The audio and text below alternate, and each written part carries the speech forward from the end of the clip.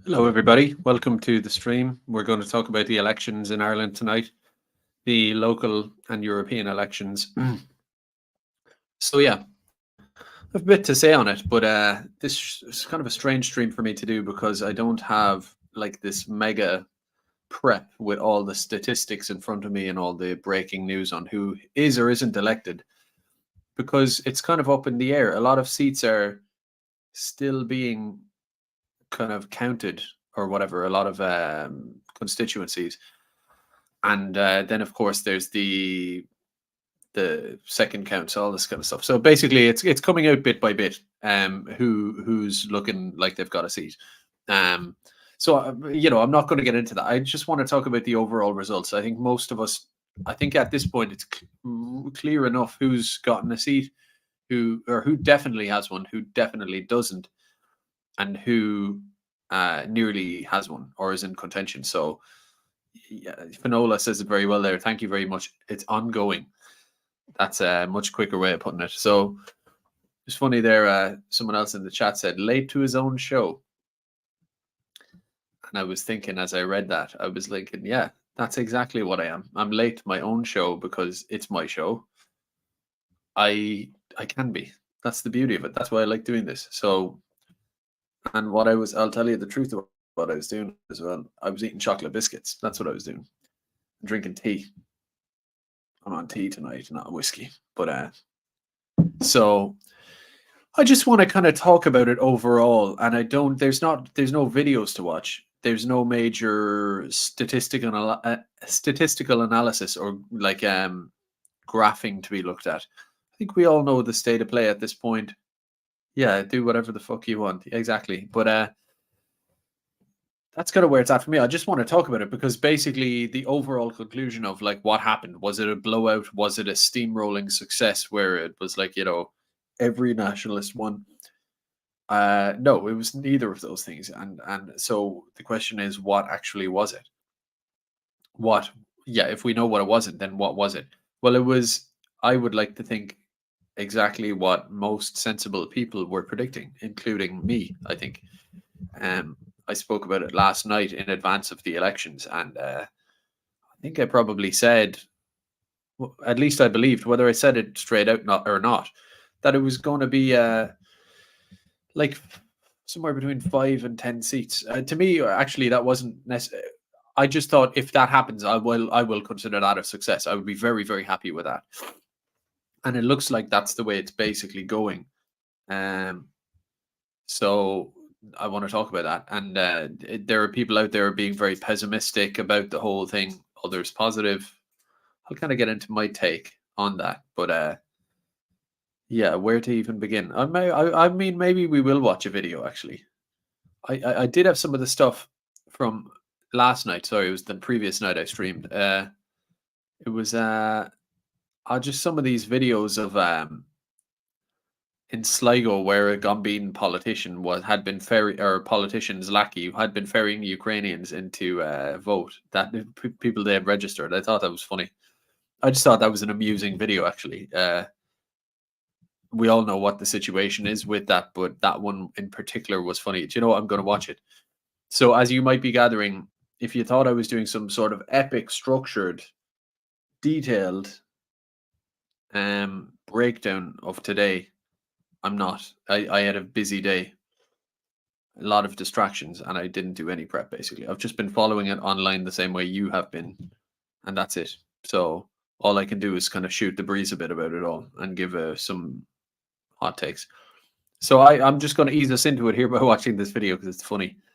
Canvasser for Thomas Welsh, Fine Gael, admits to driving Ukrainians to polling stations to vote. So again, this isn't as regards the results or anything, but let's just set the stage. It's kind of funny. Do you think it's illegal? Or just, I'm recording you now. Were you bringing the Ukrainians to vote? Were you bringing the Ukrainians to the voting centre to vote? Yeah, we got some on the phone. Yeah. And did you register them as well? Were you in the estate last week registering them to vote? Yeah, that's the hotel register. The hotel registered them to vote, yeah. And you got them to vote for. And you got them to vote for Thomas Walsh, did you? I don't know who they voted. You don't know who they voted for. Do you think it's legal? Do you think it's illegal? Hilarious. So your man is such a gone corpse of a man, whoever he is, right? He's sort of like, and it's funny because there's a question about whether or not that's legal, and in a sense, it probably is just about legal, even though it really shouldn't be.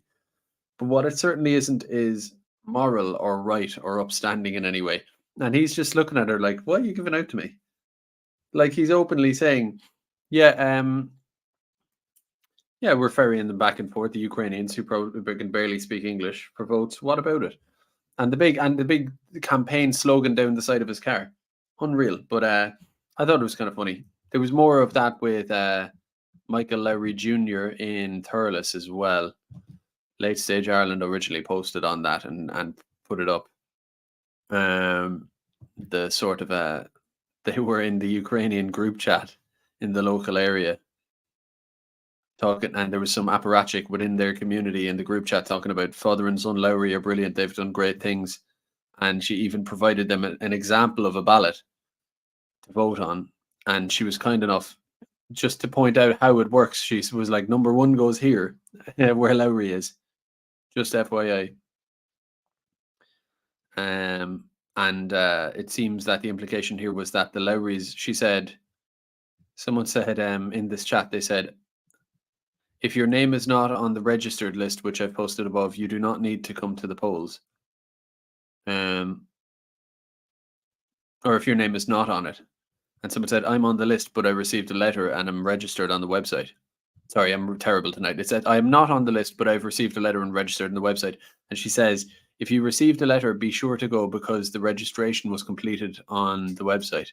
Only, and this is the key bit, only those who gave their data to Michael personally are on the list. Now, would I be jumping to conclusions to say that Michael, in this circumstance, is the same Michael / Micheál Lowry that she was advocating for? The one who, what does it say there? Only those who gave their data to Michael personally are on the list. What does that look like to you, lads? And the same with the other fella there in Sligo. But it's just filthy stuff, really. I suppose some of you want to find out who's doing okay and who's not. It's kind of a funny stream I'm doing here because it's not, like I said, it's not clear. It's not like there are people who are kind of unassailable. There's Malachy Steenson. I think Gavin Pepper is in, I'm pretty sure in. Who else is there? I have to refresh, have a look. Malachy Steenson, Gavin Pepper. I mean, that's enough for me. And then there's an IFP guy as well. No offense, right? He's IFP. Let's look up. This is someone asked in the chat about the previous stuff. Is that legal or no? Well, that's the problem in this country, is that it's either just about legal, and it obviously shouldn't be. You should be arrested for that in reality. But it's either just about legal, just about technically legal, although it shouldn't be, or it's just about illegal and no one's going to do anything about it because it's an anarcho tyranny, right? So like even if it were illegal, there's plenty of things happen that are illegal and they just choose not to prosecute on it. So yeah, I'm just going to hop around a couple of chats there and look around because again, it's back and forth. There's people are talking about Kevin Coyle did well, although I don't know if he got a seat. Ross Lahive in Cork is on about 6.5%, which means he could possibly get a seat, but it's unlikely, depending on how second preferences and all that go. So, Derek Bly is still in the hunt, in Fermoy local area, and Stephen Kerr, very interestingly, is well in the hunt in Castlebar. So whatever it was, was it like 6 odd seats or something going? He's actually in 6th place. So as it stands, that's fairly good. Excuse me. Yeah, Stephen Kerr. I was thinking about him a while ago.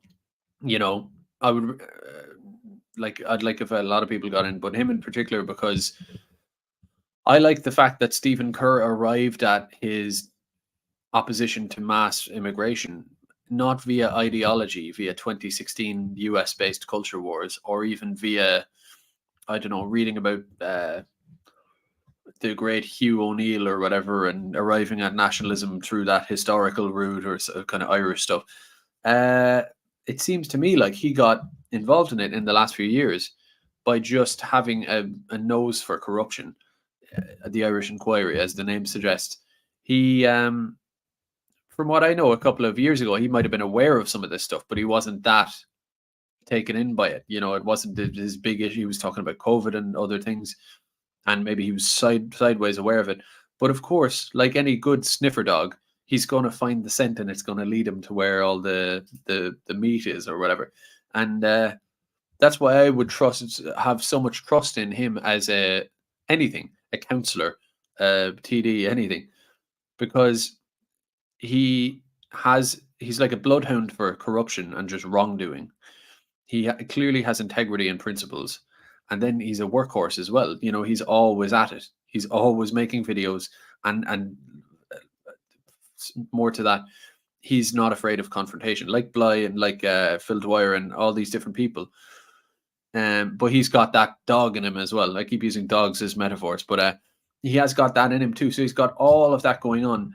And usually when a person has all of those factors combined, they're sort of incorruptible. They really are. Like Stephen Kerr, I don't know that guy. I don't mind reading him. I've spoken to him a few times here and there, passing by at events and stuff. But look, at the end of the day, I only know him as far as that. So I can't attest to, I don't know, I'm not his mind reader. And yet I just know from what I do know that he's clearly incorruptible. He is. There's no fear. He's not Kieran Malooly. He's not Independent Ireland or some of these people, some of whom might be very good people, very fine people. Some of them will be opportunists and grifters, and you never know. And so it's always a question mark. If they got a seat, you think maybe they'll do good things. Maybe they'll lean towards the right thing. Maybe they do have integrity. Maybe they don't, though. Maybe they're caught up in this fake up. Well, I don't want to call it that, but like there might be good people in Independent Ireland. But you know what I'm saying, right? It's clearly a bit establishment affiliated. It's kind of dancing the line there. Whereas if a Stephen Kerr gets elected, unlike a lot of other people, you have a real, I don't want to use the rap term for black people, the derogatory hip hop slang word for black people, but he's a real one of them, in a sense.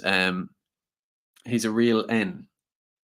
He's a real one, and that's good. And that's what the same goes for Derek, Bly, obviously Phil, and some others. But like, and I'm not discounting any other people, but it's just to get some proper real ones in would be huge. And so, if you could get someone like Stephen Curran, he's got the dog in him and he's out there. He's a proper man of the west of Ireland. And of course, if he's a councillor, he's going to be surrounded by gombines, which is basically like being a child in a sweet shop. Like he will actually, they will be forced to liaise with him and be around him. And as it is, he's already putting them on blast left, right, and center. Imagine having a officialized position from which to do that, where he has, I don't know exactly what councillors' day-to-days are, but he would have the access to information, the letters, the email intranet, or I don't know what they do, but he'd be inside the house a little bit, among the gombines. And the rest of them would be not only not as incorruptible and noble as Stephen is, but they're the worst, most craven, like that corpse who was driving the car there with talking about Ukrainians. You're talking about the selected for worst, most craven, amoral, almost inhuman scumbag people, hand rubbers. Think of like the little suck up in class, and they're not even a good suck up where they're kind of they're swatty but they're sound. They're teacher's pet but they're likable. They're teacher's pet where they will stab the whole class in the back, and they won't even care because it's a little path to power for them. You have that type of person, and Stephen Kerr, lovely. What a beautiful combo. So I like that. I'm happy, or well, I would like if he got it. The same obviously goes for Derek, who is still in with a chance. So we'll see what happens. But the long story short is that, like I was expecting, somewhere, what is it, 5, 10, whatever it is, people will get council seats. And I'm just trying to read chat here. I mean, I'm just expecting a chat to just of its own accord just start feeding me information. I don't know, but I should look up the IFP guy. He's I mean, isn't it my job to be standing here or sitting here telling you? But anyway, or I should know. What did you watch me for if I don't know? There he is, Glenn Moore from Clondalkin.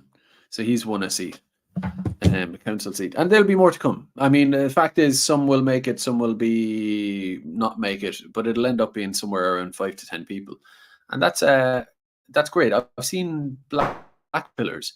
It's mad, actually. Like, some of this could be subversive sort of demoralization rhetoric, kind of Zerzitzung, like the Stasi used to do, or it could be just sincere people who just don't have balls or whatever. But I've seen black pillars talking about. I'd need to pull up an example, but it's like, oh, we only got a few seats, and Fianna Fáil and Fine Gael got like the majority of seats, and people are hopeless. So how can you reach an electorate like this? Electoral politics, none of this works. We're totally screwed, or something like that. A minority of people talking like that, and it's kind of like, what are you on about? Like, we went from a few years ago in the various electoral elections, people were getting like 0.4% of the vote, and in absolute numbers, then it was like they actually got 98 votes and stuff, and then all this hype, but it led to like 98 votes within a constituency, and you have to just face it after that you're totally marginal. It's not going anywhere, and that's it. That's really black pill stuff.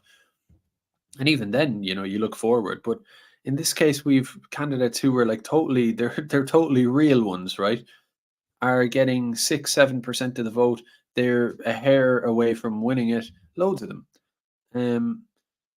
And so I don't get it. Like, you're facing. I talked about this 2 nights ago on a stream. All the reasons the deck is stacked against them, against us all. Take Saoirse McHugh. Let's take the equivalent. They're meant to be the radical left or whatever. Saoirse McHugh, Paul Murphy. No one's been on television in Ireland more than Paul Murphy as a pundit, right?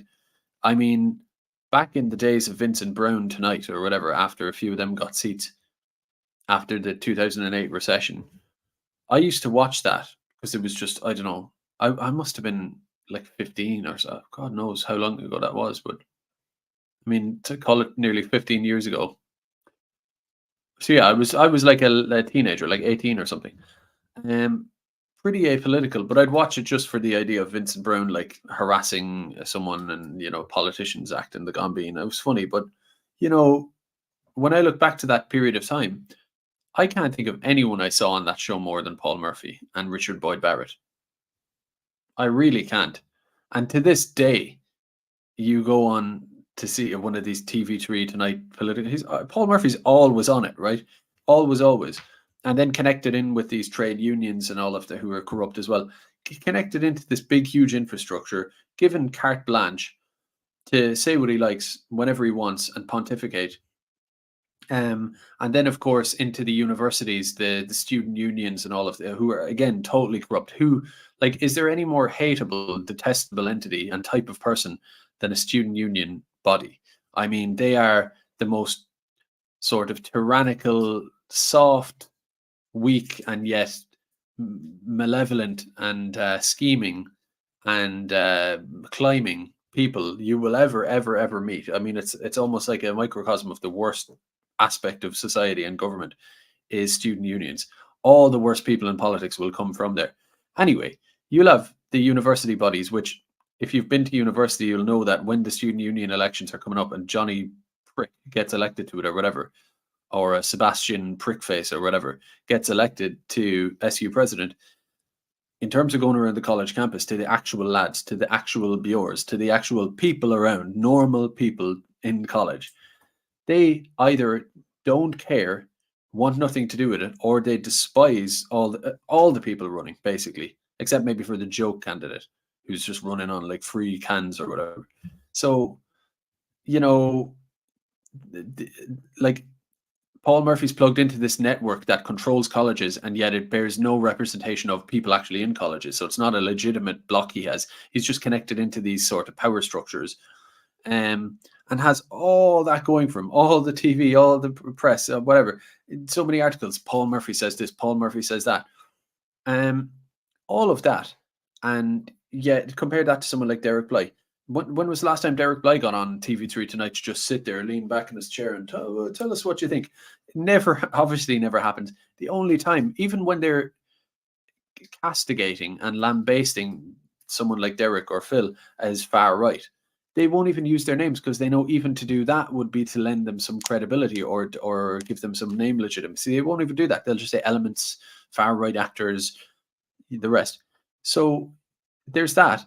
Then there's the fact that anyone who comes along to run in politics, or before you even run in politics, if you're just an activist, public figure, there are state funded and corporate funded entities who are out there to trawl through your entire life, dig up dirt, find an unfortunate thing you tweeted, find an old friend who doesn't like you, you name it, some tax thing that was slightly awry, or anything, trying to just destroy your life as if you're in like under some sort of Stalinist thing, you know, where it's like you're just being targeted for destruction.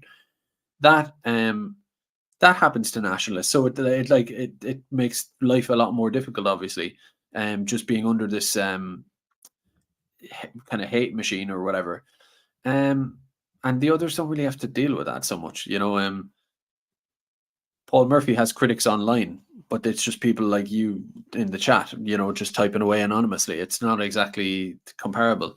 But so there, like, basically my point is that when the people before profits, alphabet soups, came along back in the day, and they entered politics from the kind of the fringe inward, kind of gradually over a couple of instances, you know, and even now, like, they were never getting vote shares above the likes of 10% or something. They were basically getting in like thereabouts. So they, you know, instead of being 5% and not getting it, they would be 8% and they'd get it. Like, they were never some sort of mass, completely popular thing across the country. It was just that they were token kind of people who just got in. And that's where we're at now, basically, with, oh, someone's talking about mods, invasion afoot. I have enough mods there. You can moderate it or whatever. But yeah, I don't know. But just the idea that there's any kind of glass half full or negativity or pessimism to be found in what happened today is insane to me. You know, yes, a lot of votes across the country went to Fianna Fáil and Fine Gael, the centre held or whatever. But it's like, well, the vast majority of people don't know what's going on. The vast majority of people are either middle class enough to be happy with, as not the vast majority, but like some of them are that, and then a big huge portion are over the age of 50 odd, and they were raised on RTE. They were raised on, they're boomers. You know, they vote Fianna Fáil or Fine Gael every other way, or every other time they might switch back and forth, and they don't understand. I'm generalizing, but they don't have a stake in it. They don't understand it. They were raised on a certain media diet, and they're not really going to get out of it. I don't really expect that to change. And they are the ones I'd like to see the stats on it, but a lot of the people who actually go out to vote are those types. Some 58-year-old boomer or whatever, sort of always votes, always ticks the boxes, and they go out and they fill the list all the way down. But if you were to say, well, tell me details about your first, second, and third and fourth preference. Tell me what the crack is. They wouldn't have a clue. If you said, here, what about that big scandal about them where they did that and they said this, but then they lied, and the background. If you said, what about that? They'd say, I'd never heard about that. They're just filling out boxes like at random, basically, in a sense, like erring towards the faces and names that they know. That's it. So that's the that's what it's like, you know. What did any black pillar expect? Like, every nationalist who ran for a council seat to get 100% of the vote or something? Like, what? Like, do you think that they're as online as you are? Do you think that they're as ideological as you are? They're not. Like, most people are sheep-ish enough, sheep-esque. So, you know, if you want to take some sort of negative approach to it, then you can, I suppose, because your parameters are obviously way off. But the positive is that years ago there was nothing, because this was a totally marginal movement, and now it's something. There's many people, whether they get a seat or not, to be determined. Some of them, right? But they're up around the 6%, the 7%, the 8%, the 5%, like legitimate, like vote. And you see, there's some constituencies. I don't have them to hand. I don't have it all in front of me, but where, let's say, the Green Party got X% of the vote and National Party have like twice or more. Now, the Green Party, bear in mind, like, they might be unpopular and all that, but the Green Party has got a global network of the climate change lobby, which is like funded. Like, think how many billions of state money goes into not even climate change policies or solar panels, but just the political and social activism. How many NGOs? How many? You go into a school and put there's posters about climate change everywhere. The kids are doing drawings on it, and it's all that all naturally connects back to the Green Party. There's the international sort of green network. Like, you're dealing with a major global brand with funding and institutional sort of like embedded into aspects of the society at large, the schools, hospitals, whatever, just all over the place. And you're taking them and you're beating them by like twice for the National Party, who are like radical nationalists, which is saying something under the current conditions. So totally demonized, totally blackballed, all the rest of it. And they managed to get that. The other thing is, and I could go on and on, all these different candidates. Then you have independents like John Snell in Wicklow, whatever his exact area is. He in 2018, he was talk about another real one. I was at the Wicklow meeting against a plantation centre back then, and he may not remember this, but and it sounds like I'm making this up to my own benefit, but this is true. I went up to him afterwards and I said something to the effect of, because Stephen Donnelly, all these other corrupt pricks were up there, right? You could tell they were bullshitting the crowd, plumosing the crowd. And yet, based on the few things that he had said and just his body language and stuff, I kind of went up to him afterwards and I said, oh, you know, I'm into this stuff. I'm against these centres and there's a lot of fakery goes on here. And I can tell you're against it. And I can tell you're actually, like, in a sincere, normal person way, actually are against it. And you actually are with the people here. I can just tell. And I think he just kind of was like, all right, okay, you know, thanks or whatever. But to me, he might have met a lot of people that night, but to me, it mattered, and because I'd seen a lot of bullshit, and of course he stood with the people in Newtown Mount Kennedy, like when and there was another guy at the table in 2018 who Phil lambasted up there, and everyone shouted at him to leave, and he is now a senator, I think. See, so the reward mechanisms go to the bad guys, the rats, the people who pretend to be on the side of the people. But John Snell was not a rat and is not a rat. He actually stood with him. He didn't get any senator position, didn't get any payoff, none of that. And to this day, he's standing with him, and he got something like 20% of the vote, like the winner by far. And the other guy was, I think, the same, an independent who stood with the people. So again, they're not dyed in the wool ideological online nationalists, let's say, but they are as well. You know, they are clearly nationalists. They do know what's going on and they're steadfast against it. So you could count them.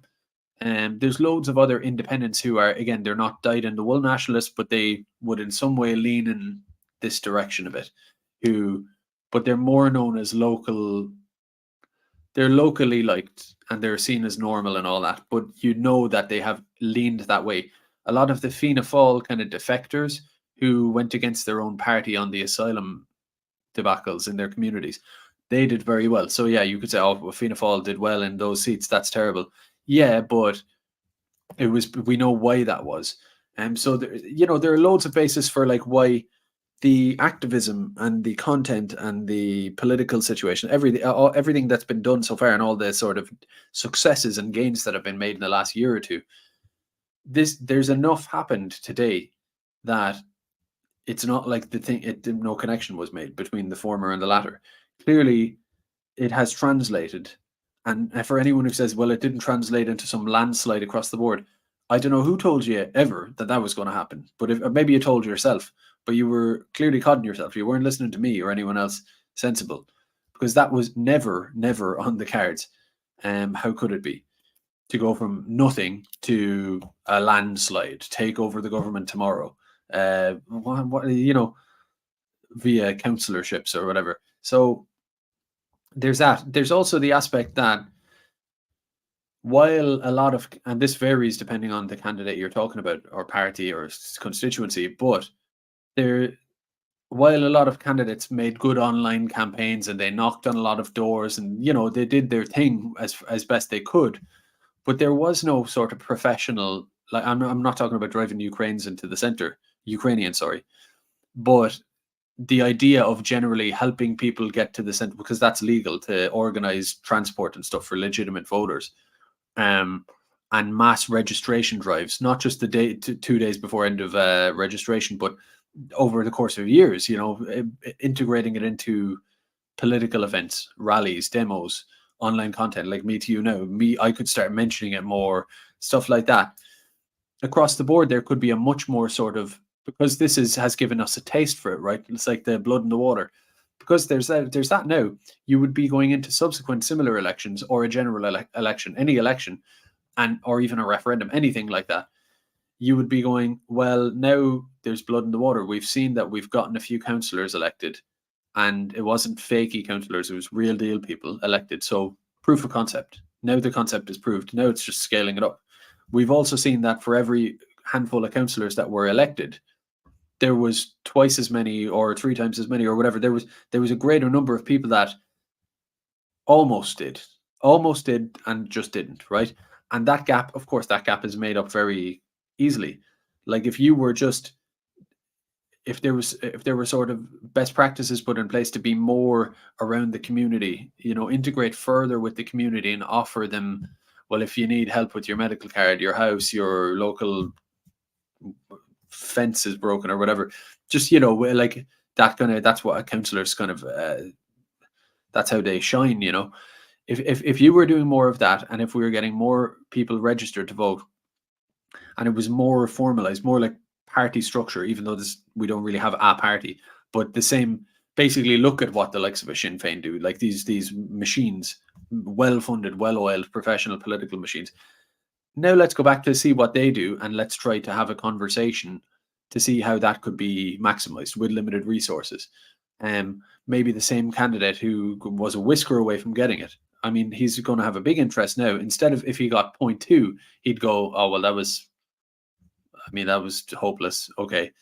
No, if you were within 0.2 of getting it, now you're going to go back the next time and you're going to think, oh, well, I kind of did my best. But, you know, now that I know I actually almost had it, now I really am going to be doing the registration stuff, the getting into the community more, getting out there, because I know I already I have it almost. I just need to push it over the line. So that's a motivation as well. Even for other people who haven't run out, they will think I wasn't. Well, now if your man got 7%, your man got 7%. If he can do that, I'm very social. I know everyone in my community. I'll put the nationalist message out there straight and pure, but sort of refined a little bit, so I'm still remaining a bit of a good guy. Yeah, I'll do that. I'll get a councillorship. Why not? It'll benefit me. I'll get a little bit of remuneration for it, but I'll also get to pursue the common good of my community, and I'll get to. I do secretly have these ideas anyway. It's been proven now that I could do it, get all the way, and not really lose anything. In fact, just gain things, gain connections, prestige, a role, whatever it is. That dam now has been broken. That to me, that's why I can't understand the black pillars at all. It's like, no, you've broken the dam against all the odds, and now the concept has been proved, and the people are only going to get more against immigration. And so, yes, for a long time to come, in bulk terms, Fianna Fáil and Fine Gael Gambins, for a long time to come, or whoever will, the likes of Lowry's and stuff, they will be getting their seats. But the point is, we'll also get seats, and we'll get twice as many as we did this time, and subsequently twice as many as that. And you start to go from total fringe, 0.01% of the vote, laughable. Then you go to either got a seat or almost got a seat. Then the next time you go to twice as many people got seats and twice as many people almost got seats, which whets the appetite for the next one. And then people start to look at polls, results, and they start to go, it's not some sort of spurgy, weird party that no one's ever heard of and can't relate with. It's like, well, yeah, even a granny in Ireland, some random granny, she knows of, she might not vote for them, but she knows of People Before Profit. She knows of Paul Murphy. She knows of these figures. They might not be her cup of tea, but it's known that they are in the rear, the peripheral view, as that they exist. They are a legitimate and sort of consistent participant within the Irish political scene, literally, in terms of party electoral politics. So the normalization factor goes a long way there. Just loads and loads of reasons. I don't see how this is anything but a good thing. The only bad thing that could have happened is if literally no one got elected and no one got even close to being elected. Like, even if no one got elected today, but there was like 10 people who were a whisker from it, I'd even then I'd be thinking, that's actually not that bad. I mean, compared to as a trajectory of improvement, that would be good. But it's not that. We actually have, probably, as far as I'm aware, Malachi Steenson in the bag, Gavin Pepper in the bag. You name, like, list them out in the chat, the people, if you want, if you have someone in mind. Just if you've been keeping up to date with it, people who are either almost certainly have seats or people who are still well in the hunt. Like I say, Stephen Kerr, Derek Bly, Ross Lahive. Massive deal. And then you consider the handicap. Like I discussed a while ago, the media and the rest of it. Like, it's like, if you factor all that in, the protests and the demos and the online content and you name it, clearly it has translated into something. And how good is it to have a few councillors? And we might have an MEP tomorrow. We don't know. Someone says Niall McConnell is doing okay in Donegal locals. Glenn Moore, IFP Clondalkin, yeah, he got a seat. Someone says Day of the Pencil. That's funny. But there are quite a few. Paddy Houlihan in wherever he is, Tala. I think he won, didn't he? Correct me if I'm wrong. But he was formerly Sinn Féin. Then he got cancelled by Ellen Coyne. Well, she spearheaded it. She's just whatever. But she wrote the article accusing him of, calling Leo Varadkar. Oops. Apparently called Leo Varadkar Indian. God forbid. But and so he was chucked out of Sinn Féin and cancelled from, polite society. And he Houlihan won 2 seats, not just 1 but 2. So, that's a big deal. He's like a red-bearded MMA Irish guy, sort of cut from the cloth of a Conor McGregor type. And he's not like an out-and-out nationalist in that kind of way, He's not like harping on immigration left, right and centre maybe. But he knows what the crack is. And he won. So I don't see, again, any negative Nellies out there. I just actually don't get it. I just think they have a negative doom spiral of a mindset, sort of, where like they're like hyperventilating. They are sort of what's the word? They are, because I don't want to say they're like female, because a lot of women are very strong and have very good fortitude, so that's actually unfair to women. I don't know what the word is. Is it like a little scared boy or something? Like a little sort of fragile mindset where they sort of want their num-nums now. And if they can't get their num-nums now, then the whole world has gone awry and they can't understand why they don't get it now. And if they don't get them now, if you say, well, you'll get some in 5 minutes when they're ready, well, they should be ready now. And it's like, well, I suppose for you, they should be ready now, but the fact is they're not ready. So, I mean, what you want to do, a magic wand or something? Like, why, why don't you, okay, you make them ready. So I'll step aside and you make the dinner be ready, even though it's just out of the fridge. You make it be ready now because you're not happy. What, like, how to think of how like childish that mindset is. How weird is it, really? It's like, oh, well, the Irish public are lapdogs and they don't really understand and they're totally indoctrinated. And we should be sweeping up now and nobody should be voting for Fianna Fáil, Fine Gael. Look at the state of what they've done to the country. I mean, I mean, I agree with you. Like, I think that's lamentable as well. But what are you going to do about it? Like, yeah, you're just going to give out about it, or what are you going to? I don't know. What are you going to do? Go hide? Get demoralized? Get demoralized. Go on off. Go on off and get demoralized. You go over there into your corner, and we'll keep plowing on as best we can. And we will, without putting on rose-tinted glasses, realistically, just appraise the situation practically. And if you do that, you don't need to coax yourself into being optimistic. It is an optimistic picture. It's good. If you zoom out to the long future and the long past and all the circumstances, then it's good. It bodes well. It bodes well going forward. It's funny. I did a stream there with Pox Populi, Angelo, just like an hour before this, and I kind of blasted out a couple of perspectives on this because I had to say something to him, and a few of them are occurring to me now, and it's hard to say the same thing twice, but yeah, like someone says there, I'm not accusing you of being bad or anything. I'm just, someone says we don't have much time, I'm not describing this to you. You're just reminding me of, I think people say, they say we don't have time to catch up. Like, when you look at the trajectory, we've made progress, but like if you were to scale that into the future, that could be decades or something. Like, that we don't have that time, the demographics and blah blah blah. Okay, well, if we don't have time, and that's not going to do it, then you go out onto the street with your magic wand, right? Go up to your bedroom, open your drawer, take out your magic wand, go down onto the street, run out into the middle of the street, and like Harry Potter, wave the magic wand around, and you do that, because we don't have enough time. So grab your magic wand, and then maybe you'll go to bed happy. And that's not directed at this chatter there. I just mean as a general thing. No, you go. This is the thing I said to Pox Populi a while ago, is that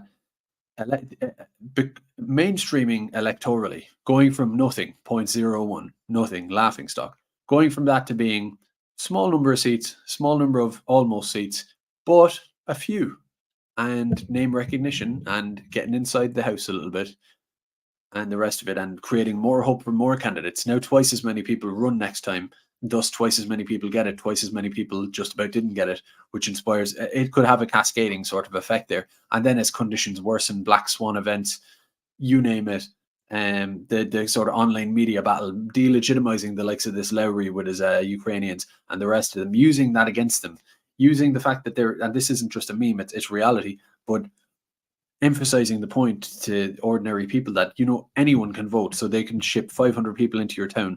Like if you're a person living in whatever the area is around Thornton Hall in Dublin, well, if they bring in 1,000 of those fellas and hand them all votes, and NGOs are coaxing them as ethnic blocks to vote whatever way via their little representatives, well, like so you were thinking of voting for Johnny Fianna Gael. Well, have you heard about this fact, right? Do you see now why maybe you'd vote for Davy Nationalist instead? Because he's actually speaking to this issue. It is almost zero sum. All these things can be brought in, and this can be totally improved on. And it's not bad to begin with. It's okay. I'm not saying, it's such a disaster, it can be improved on. I'm saying it's good now, but like it just goes to show how much better can it be by improving the best practices among people. And here's a big one. I'll just finish the point, is that while all that's happening, and basically you're looking at, so let's say you're looking at the Nationalists thing in Ireland, how to get our hands around this immigration question, this insane country, this insane leadership, this insane NGO class, media, all the rest of it. How do we take it so that we don't become not just a minority, but a demonized, disenfranchised, enslaved sort of financially, like small minority group within our own country, where our children can't even go to a school where they can understand what anyone's saying. The whole spiel. How do we stop that? Because I unlike the black pillars, I don't actually have a magic wand that I can wave out the window and make things happen right now because I want my num-nums. I don't have that. I'm dealing in reality. I have children. I hope they will have children. And so there is no, when we win, when we stop it, there is no win or lose. It's always going to be bad. You're not going to. My point in saying it's always going to be bad is that there will always be corruption. There will always be foreign interference. There will always be an attack and an assault on your sovereignty. That's every country in the whole world. That's every regime and civilization ever. You're always going to have those things. But how controlled is it? How nefarious is it? How widespread is it? How much of how much of an opposition is there to that? How much solidarity is there among people? How much of a Bobby Sands's funeral type of crowd of people, although defeated in a certain way and subjugated and less powerful, but how much solidarity is there among those people? You go on and on. It's like the reality is there is no win period where you plant your flag on Iwo Jima and you say, this is it, we won. Now we live in utopia, nationalist utopia. It's always going to be a tussle. And so, again, for the person who expects some sort of magic wand activity, you're getting it wrong. It's a spectrum, right? It's this moving spectrum, and we just want to push in the right direction all the time. And so, if you look at what happened today, that qualifies those criteria.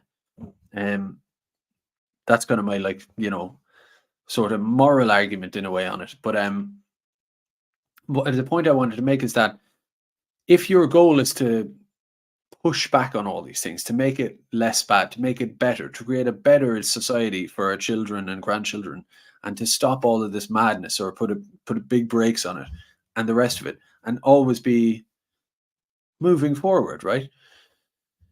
If you want to do that, it's almost like I have two monitors in front of me here now, right? One for share screen, one for StreamYard.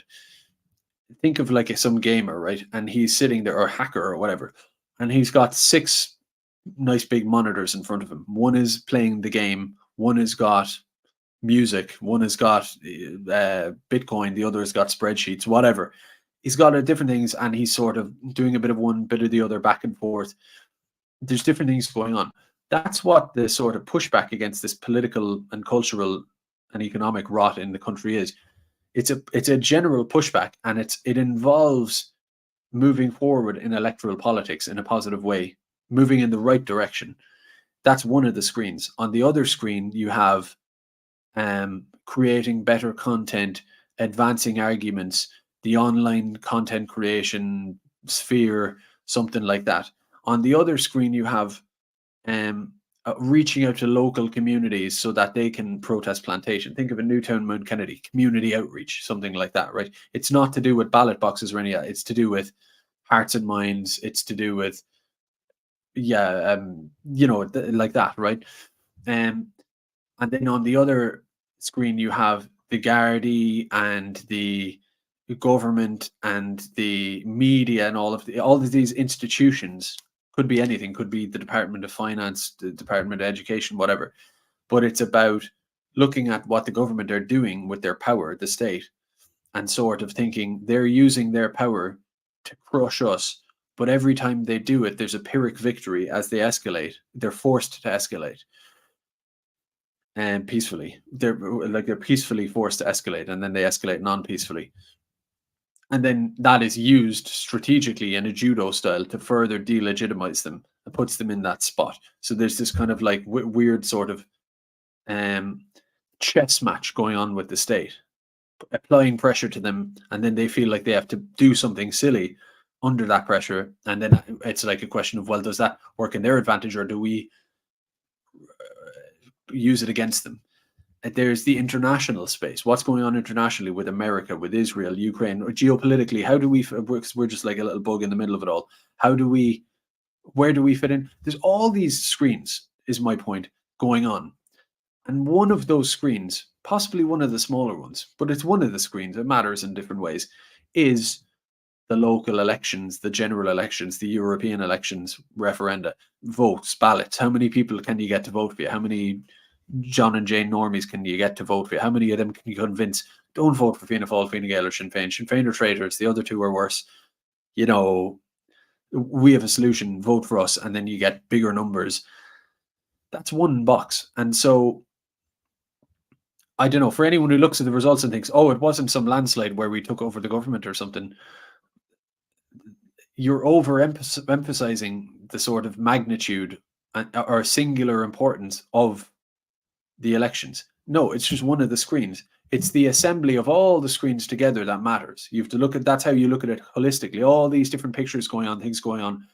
And then you look at each one of them and you sort of say, okay, no one of them is the be all end all. The assembly of all of them is the be all end all. And if you look at any, we're in a situation where, in terms of the outreach to local communities, Newtown, Mount Kennedy, Ballyogue, and the rest of it, right? Getting normal people, they do it themselves, but providing them a cultural and a media and an activist sort of class to be able to plug into, right? Which then plugs into international media, which they say is American, manipulation, but ultimately people around the world will watch it then as well. If you were to look at that screen and say, how's that screen doing? Is it making it so that the entire government are overturned and we restore a Gael stat and fix all the immigration stuff, and now we have little cottages in the countryside? Has it achieved that? No, it has not.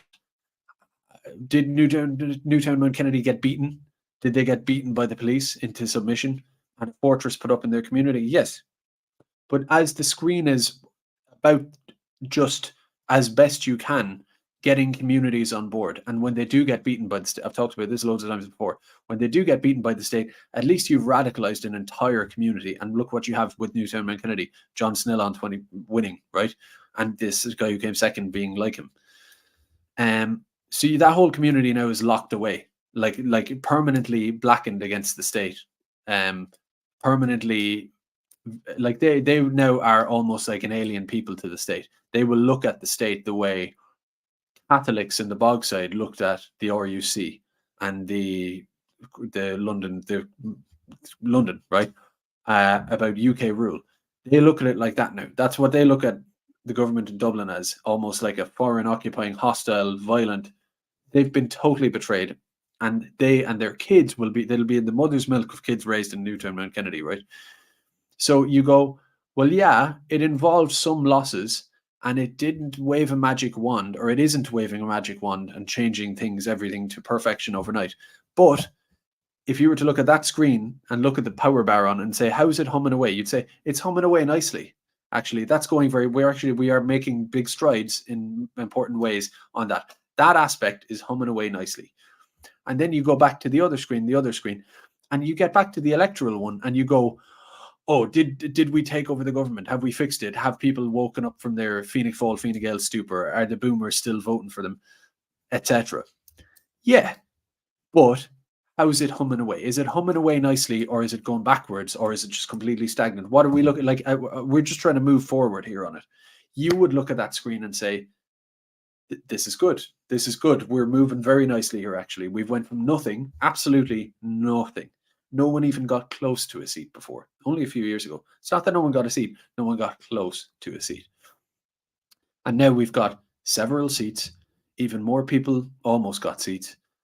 A lot of the media are talking about, and even though they're saying, oh, the far right didn't do as well as that's spin, right? They're saying the far right won't be happy with this. They didn't do very well. Well, yeah, we didn't do very well compared to Fianna Fáil and Fine Gael and all that. And Michael Lowry. Yeah, because that's an embedded thing. But I mean, that's a moving of the goalposts, right? They know full well that we did do well. And why are they're not talking about how did the far left do or anything else, or how did I don't know, whatever, someone who's against wind turbines do or for wind turbines. They're talking about the far right, so-called. They're very conscious of it and they're very aware of it. Even Paul Murphy and the likes are lamenting how far how the so-called far right have sort of broken out. It's a breaking of the dam. It's I don't want to use more unfortunate analogies of things being broken or whatever, but like, let's say, there goes my pen, but it's kind of like this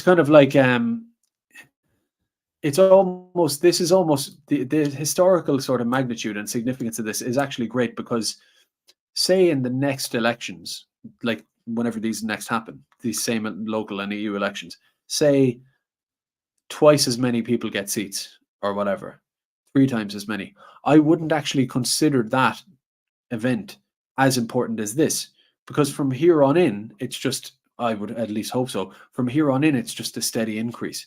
So each increase is just like the last increase. It might vary in magnitude, but it's just a further increase on a graph moving one way. The reason this matters is because you went from nothing to a decent something. That's why that matters actually more than any further progress, to me anyway. And because you've just broken the dam. It's like I say, a maybe it's like a windshield or something. Let's say you can, I don't know, am I going overboard on these analogies, but let's say your car windshield, say, and people are going to like correct me on this, but in general, if you get a stone chip in your windshield, a little crack, it's kind of like, well, you could say it's only a little bit broken, so most of the window is just fine. And it's like, yeah, but that's not how the windshield works. The windshield depends on universal structural integrity, and once the crack goes in, there's an inevitability to the spread. And so you could actually look at that window, even though for the most part it's totally intact, as already gone. Like the stone has already defeated the whole window, because it's only an inevitability that it will, that basically the rigidity that the structure and depends on is now broken. And that's what's a big deal. They used to love the idea of the consensus within Irish politics that no so-called far-right person has ever been elected. Irish people are both too smart to vote for them, but also at risk of being taken in by demagogues. All these narratives. And they would like to kind of, they used to boast about that. They can't boast about it now, because if you can vote in a Malachy Steenson and you can vote in a potential Stephen Kerr and you can vote in the rest of them, well, if you can do that for that, then you can potentially do it with a TD at some stage. And if you can do it for a councillor in inner city Dublin, you can do it for a councillor in Ballahidreen, and you can do it for a councillor in Lismore and a councillor in wherever, Letterkenny. If a Malachy Steenson can do it there, then someone can do the same thing somewhere else. And if the more that case gets proven, the concept is proven and shown, then there's a certain inevitability to it, in my view. I mean, I'd be shocked. I don't exactly see how you would go to the next local elections and there would be the same or less. I mean, it's almost a axiom in a sense that, like, well, yeah, the way things are going, at the next one there'll be significantly more. There could be 5 times more. By then it could have like really gone off, and then anyone running is thinking, yeah, it's not some sort of. There's this kind of thing of like, what's another analogy for it? Like, I don't know, like in sport or something, if there's a certain speed record in how fast a tennis player can hit a ball or whatever, like if someone's done the record and gotten there, then if you're good too, you can look at it and think, well, that can be done. In theory, someone did that, so anyone else could in theory do it too, that kind of way. This kind of new bar where it's like, yeah, that's something people can aim for now.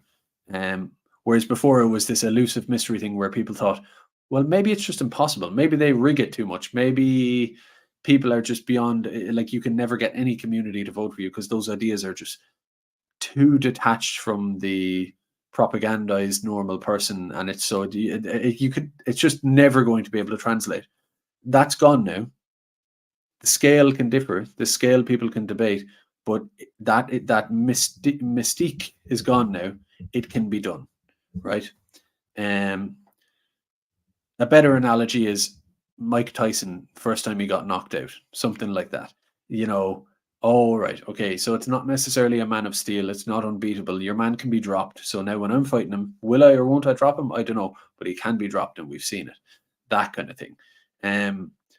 So I don't know, maybe I'm harping on that point a bit too much, but so Thomas O'Reilly, I kind of robbed one of his hot takes the other night. He had a couple more there recently. They were decent. Yeah, shout outs. I don't know. I don't want to do shout outs because I leave people out, but there was Nick Delahanty. It's kind of like, he seems like a sound fella and a sincere guy. I would differ with him on, it wouldn't be exactly that's just life. Like, you're not going to be the same, have the same political priorities as everyone. You know, that's why people run for themselves. If I wanted that, I would run myself. But like, sort of a different cloth to me, let's say, focuses on different things. But I think he's sincere and smart, and has a lot of potential. And he almost had it today. He did very well. I don't know even where he was running, but he's an example. There was Rob. I was thinking of him as Rob Carey, but his name is spelled like Rob, Carry. So I might call him Rob Carey, or is that Carey as well? I'm not sure. But he does MMA in Bray. He has his gym. Seems like a total sound fella. He understands what the score is, just like your man Nick does as well. You know, I don't know exactly where they stand. Would they agree with me? But on, let's say, all the ins and outs of immigration, but they know what the crack is, and overall they know it's wrong, obviously, right? Because they have brains, and they seem like exceedingly likable people, and so, you know, having people like either of them, they might not be everyone's cup of tea. I don't know. I think they're very likable, and I think they ran great campaigns, but two top notch, like putting aside politics, those two lads, if you brought them to your barbecue with your work buddies or some of your family or whatever, and you brought them into the barbecue and you said, hey, here's my two friends, there's Rob and Nick, you wouldn't think, oh, this is going to be weird. You know, I don't know, they're going to struggle socially and it's going to be awkward and stuff like that. You wouldn't at all. You would think, no, I'm sort of chuffed actually to introduce them, because I get to say, look at these two guys, I brought them. That they have that quality of just being extremely likable and smart and the rest of it. The idea of having people like that, when I got involved in this like 8 odd years ago now, you know, people like that wouldn't throw themselves out there. There were barely any people public anyway. And like, that's a major progress that two of those lads, just to begin with, exist and are running, and to some degree or another flirt or are very into the ideas that I'd be kind of putting out. They're somewhere there, to some extent. The idea that they'd be running, and then not just running but doing well, like doing quite well, almost getting a seat. That's huge progress. Like, you know, so it's the quality of the whole thing. It's not like, oh, we got 3 seats, we should have gotten all the seats and taken over the government. It's like, no, you got some seats and you almost got some seats, and not just that, who got them. Think of, let's do the barbecue test again. And these people are from different sort of walks of life, different flavors of people, right? Nick Delahanty, Rob Carey, Patrick Quinlan. These are at random, not to the exclusion of anyone else. Amanda Gallagher. I could go on. Why would I? It's not a popularity contest, but like Malachi Steenson, salt of the earth, kind of, you know, inner city type of approachable guy. All these different characters, and yet there's some of the, you know, you'd bring any of them to your barbecue and think, look at my eclectic range of great lads, you know. So that's what you've got there. The human capital game has gone way up, and now you just need to catch up with events. I'm not trying to say boomers, I want them to die, but they will start dying off just in a generational sense. You'll be left with millennials, Gen X's and G's and stuff will kind of, they're more politically aware, if we're being honest. The boomer will just vote for the poster or whatever, whereas a lot of millennials, not all, but like that, around that kind of age, they're a bit more truly politicized, as opposed to just like red team, blue team, Pat Kenny said this, you know, they're a little bit more engaged than that. And someone saying give boomers a break. I'm not, hey, look, there's plenty, you know, I'm generalizing, but like, the fact is, boomers were reared on Fianna Fáil, Fine Gael. Politics is just this kind of like bland thing on the telly, this kind of faceless NPC game. Like a lot, not all, but like a lot of boomers, they see politics as RT, like, what's it called? The weekend politics, or a load of fellas in suits farting on. Like, you know, they don't see politics as this like culture war or big issues, and, you know, not really. Like, you know, that's why you ended up, how else did we end up with Fianna Fáil and Fine Gael, two indistinguishable parties? But so whereas, you know, if you go down the generations a bit, people are more People Before Profit or National Party. They're more that way inclined. So that polarizing. So that's kind of good. But so once that generation shift happens, and once these great lads I'm talking about and candidates who either have gotten in today or almost did, when they take another shot at it, I mean, second hit of the piano, like when you whack a pinata and it doesn't break, well, chances are you give it a second whack and you're almost there, type of thing, So, and then they come back with a fresh zeal months before election where they're going, I know I was only 100 votes off, so now I'm really going to go to more doors and get people registered. And that's just something I'll just do. One thing I will say as well, by the way, is I do have super chats. If anyone wants to make a point, ask a question, whatever. And the link in the description. Follow me on Rumble, follow me on Telegram and Twitter, and you could support the channel in other ways as well if you don't want to super chat. I never said it. I should be saying this at the start of every show, but there it is. So I was just going to say about registration. So I can be corrected on this afterwards. Anyone can use their Google if they want to, get me right or put me right. I'll read it out. But I think it was 40% turnout today. And if it wasn't 40, it was somewhere there. Basically, like, moral of the story being, a lot of people don't turn out. That's just the nature of demoralized Western democracies. Now, I don't even know, does the 40% refer to all voters, all voting age demographics, or does it refer to registered voters, or what exactly? But the point is that a lot of people who could vote don't vote. So for every person that votes, there's probably at least another person who could have but didn't, and they never do. The classic, checked out person. That is a huge, and they haven't really been approached, right? And that's what political parties tend to do: try and find the voter who hasn't registered yet and register them specifically to vote for you. As in, you go to them, you go, do you like my stuff? Great. Do you want to? I'm going to help you to register. I'm going to activate you into the system. So there are swathes of people across the country who are like that. They would never vote. They would never even bother to consider voting. And yet you could talk to them and they would share your views for the most part. And it's either laziness or just cynicism or couldn't be bothered, or I don't want to get involved in all that bullshit. I'm just doing my thing.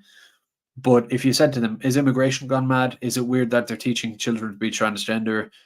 You go down the list, they go, yeah, that's why I don't participate in politics or vote or watch TV shows about political debates. I don't do all that because it's all bullshit anyway, and they've it all rigged and the rest of it.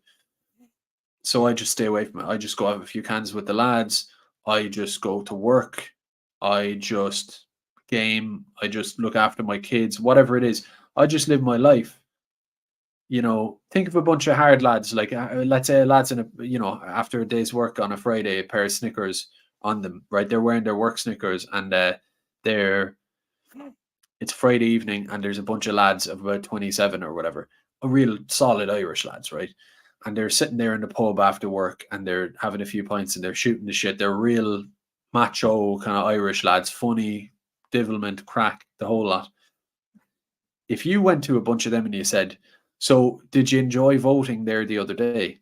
You know full well that if you said that to them, like if you said, where did you go vote? They'd say, they didn't vote. Like they're like, they'd almost laugh at you. Like, I'm not fucking doing that. Like, whatever. And yet they would definitely agree with nationalist stuff. So if you could just convince them and any other, that's an example, but any other type of demographic or cultural group or type of person or whatever, if you can find people who are barely or even registered or definitely wouldn't show up to vote and get to them and say, it's not just that I'm looking for your vote, like vote for me as opposed to the other guy. I'm looking for you to vote full stop and then for me. I need you, because the current electorate as it is, the ones who for whatever reason are inspired by the system in some way enough to go out and vote, they will lean towards voting for Fianna Fáil and Fine Gael and for whatever shite, right? All of our voters are off in the wilderness. So if you consider the fact that a Rob Carey or Nick Delahanty or Patrick Quinlan or whoever, or even a Steenson who won, by whatever margin he did. Well, that's without any kind of mass concerted long-term drive to get people into the system, our people into the system. Without that, people got seats, and a lot more people almost got seats. It's obvious that, well, yeah, if you were to bring in this whole other unexpected group, then you'd be walking away with seats, right, left, right, and center, because you'd be going from, oh well, I got 5.8% and just about not enough. Well, that would be another. That's just you're getting 5.8% among that selected for sort of non-responsive, bought-in crowd who actually go out and vote. Imagine if you threw in this fresh few shovels of coal right into the fire that nobody had accounted for out of nowhere. So suddenly you could go from, oh, I got 5.8, and now there's another 6% you've dragged out of nowhere, right? That no one expected. Who are these voters? They're now into the thing as well. So now seats, and that's easy. Well, it's not easy, but it's like that's a case where you're trying to change the conversation, inspire people, convince people to vote for you, convince people to get over their previous biases towards Fianna Fáil and Fine Gael and Sinn Féin. You're trying to do all that, but then completely separately, there's people who there's no argument that they'd vote for you. They already would, but they just won't vote. So that's a case of like, I just need to somehow get to you and say, register on your phone, and when election day comes, show up and vote. There's nothing to lose. Just do it. Because all the wankers, it's just like the student union. Nobody even runs against the wankers in the student union. All these, Sebastian Prickface or whatever, right? He basically runs unopposed because it's a little clique and a network among all of them, and they just almost walk in unopposed. Whereas all the lads who would actually be the most likable, the ones who would do the best job, the ones who would be natural leaders in the college and maybe improve the place, or just inspire the college or whatever, they're nowhere near any of that. So, and thus the voters, nobody turns out to vote. Can we imagine what the turnout is for a student union election anywhere in Ireland, right? It's probably totally negligible. It's only that little activist class who bother. So it's like, well, yeah, if you could just run a candidate for SU and have all the actual normal people inspired to go vote for it, then you'd walk away with it. But no one does, because the whole thing is just so toxic, off-putting, and demoralizing anyway. So it's about breaking that deadlock to get those latent voters out. Just like Braveheart or something, where there's the two sides are battling each other, and then out of nowhere the Irish join in the fight. It's like, oh, okay, now it's all over because nobody expected that. That's the analogies are like mad tonight, but that's kind of there's so much positive there, and suddenly you're going to go from having whatever it is now, 4 or 5 councillors around the country, to in 10 years there'll be dozens of councillors around the country, right? And there'll be handfuls of TDs and there'll be handfuls of MEPs. And then someone says, oh, well, how's that going to save Ireland? Even if you do get that, by then it'll be too late and blah, blah, blah. It's like, yeah, but there'll be the sort of more kinetic, how do I put it? Maybe kinetic isn't the word. The more there'll be like, there will be communities resisting the totalitarian practices of the state, right? There will be peacefully and legally, obviously, right? There will be new publications. There'll be this, there'll be that, there'll be the other. And the plantation, when they start planting the place to try and get voters in and totally flip the place that way, as fast as they can do that is as fast as we can weaponize that reality and expose it to the whole public and pull everyone straight over to the so-called far right. So there's almost like a action-reaction quality to that. So, I don't think I'm being some sort of spin doctor or sort of trying to put a shine on it or something. I'm not doing that at all. I acknowledge that the fact that so many people go out and vote for Fianna Fáil and Fine Gael, given the situation in the country, is depressing, right, as it is. But that's just the mainstream bloc being staid and stodgy and indoctrinated. It's a question of what's happening at the margins. In terms of what happened with People Before Profit and Luke Ming and that sort of world after 2008, is a phenomenon like that happening now, and is it locking in solidly, or did we try and the gears just didn't attach, or whatever, it didn't grab on, it didn't begin working. like, as in that was the concept, let's say, I would have had, and yet once again, just nothing. Like, not even just no candidates, but nowhere close. If that were the case, I'd be back to the drawing board, going, my theories here are in trouble, type of thing. It's hard to, but that's not at all. It's exactly as sort of predicted and as expected, and it's brilliant. Or I had an idea as well that perhaps you'll get a Niall Boyle and you'll get Kieran Malooly, and then you'll get a couple of Ain 2 lads, and it'll be that across the board. All of them, like a lot of them get in, but none of the real ones get in, and it'll be like, oh no, we're going down Tory Georgia Maloney road now. I don't know, did they rig it, or maybe it's just their mainstream acceptability via TV exposure and all that. Is that what we're in for now? No. Some of them got in, and then some of the real ones got in too. So again, everything as it's almost like a week ago, before any elections, you would have said overall the picture looks good, and there's no big letdown where one aspect of it is going badly or going in the wrong direction.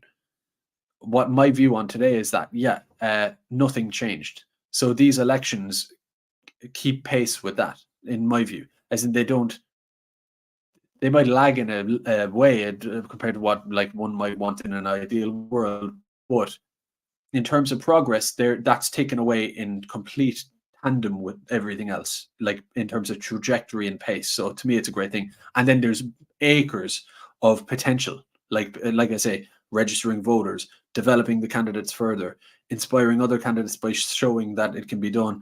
All these other things. All I see from what was gained today is not what was gained today, but the potential that's created by that.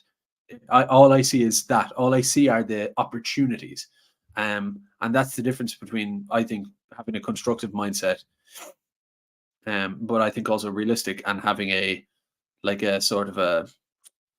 some sort of troubled, nihilistic sort of, I don't know, childish mindset, basically, of like you wanting your num-nums now, and if not, I should have them, and people shouldn't be voting for Fine Gael and Fianna Fáil, and we should have 100 people in, and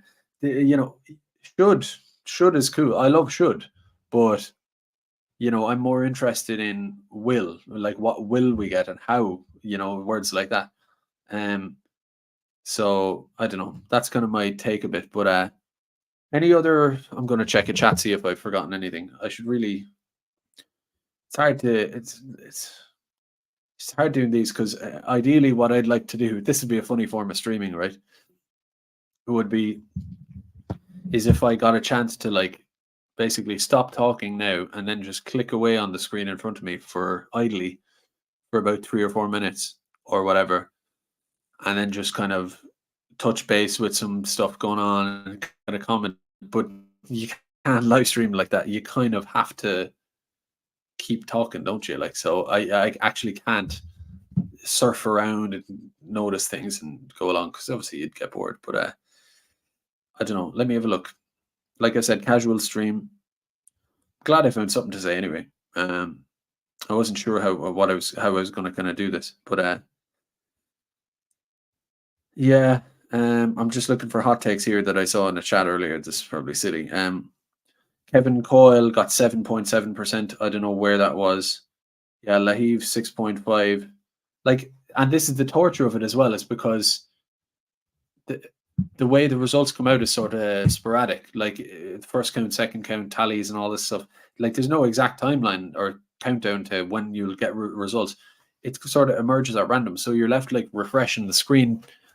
I'm left refreshing my Twitter thing with Derek Bly from Moy, certain terms like that, trying to just see when are we gonna know. But because I want to know my two big ones to watch, and if they don't get it, that's not a black pill for me. If they don't get it, they'll either get it or they just about didn't get it, which to me is fine, because it's well, okay, now they're in the hunt, despite all the persecution, despite not probably developing a full voter registration drive and the rest of it, despite none of that, they actually either got it or got that close to it. I mean, all I see is potential there. It's well, okay, next time it'll be an easy sum. But with that said, I mean, if either or both of a Derek or a Stephen Kerr got in, I would be absolutely, to me, that'd be champagne popping territory, It's good if they don't, it's good as is. But to me, that's where I'd be getting towards. Derek Blight tweeted an hour ago, Fermoy isn't finished yet, it's a dogfight. Yeah, but what exactly is going on? When will we know? Like, I'm dying to know.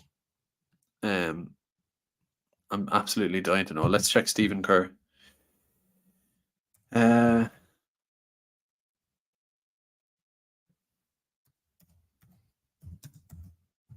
Hanging to know. Yeah.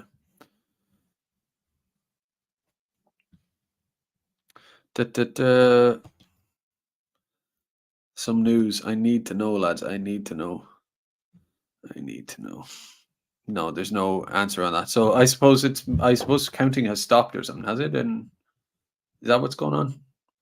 I see the same regular super chatters there, which of course I appreciate massively.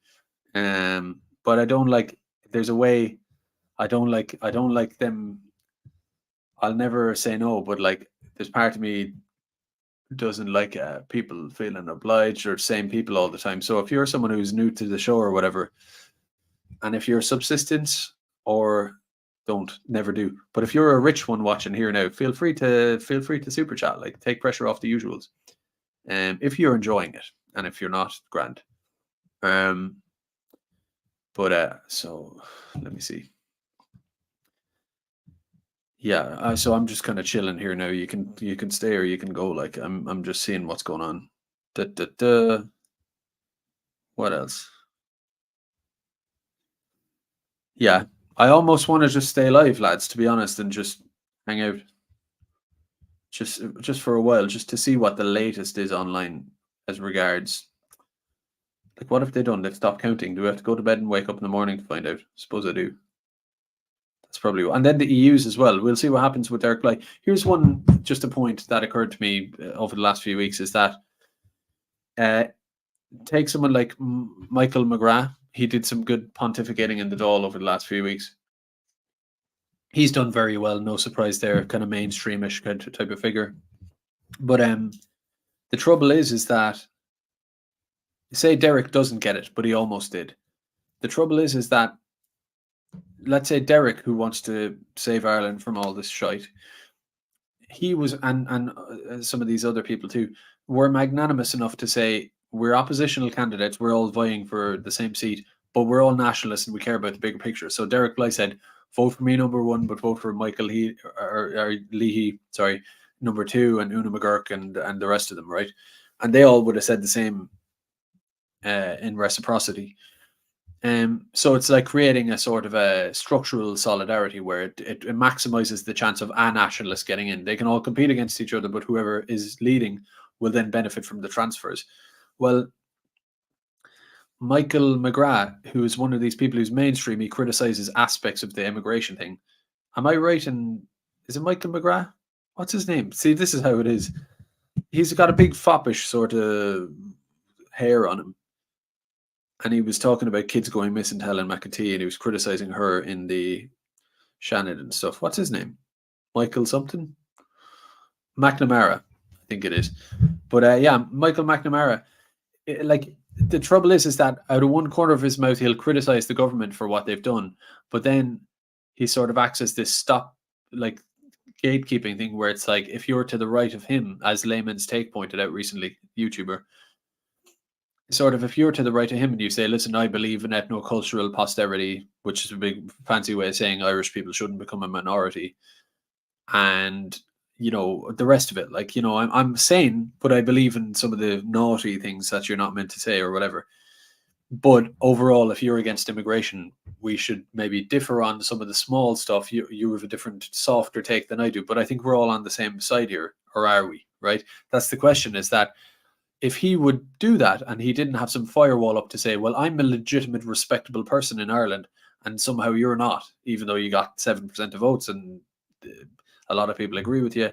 Like, I've got 1,700 live viewers now, not to like make a brag of it, but it's like, well, yeah, I'm like that.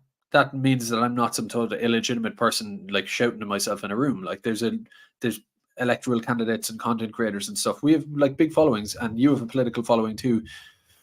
And you're because you have a certain history and stuff, you're able to translate it into bigger numbers electorally. But my point is that there should be no, aside from like sort of contrived taboos, fake taboos, where it's like for some reason, I say this about like John McGurk and the likes all the time.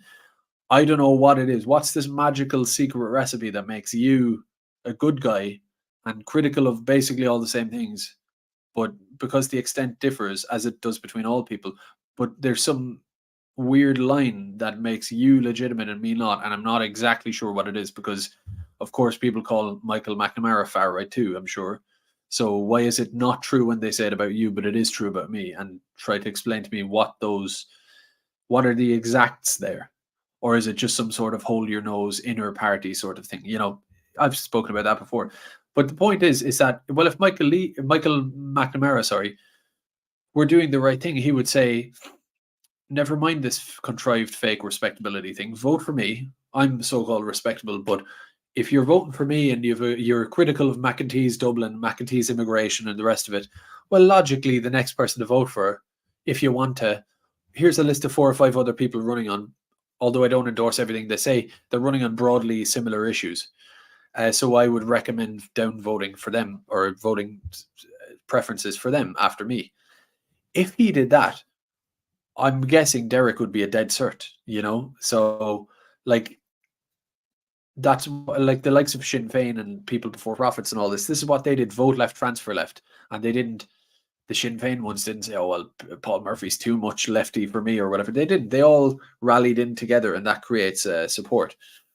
But of course, if Michael McNamara doesn't do that, a lot of his voters will maybe vote for Fianna Fáil, Fine Gael. They see him as one of those type of heads for whatever reason, right? So someone said Gerode's haunted.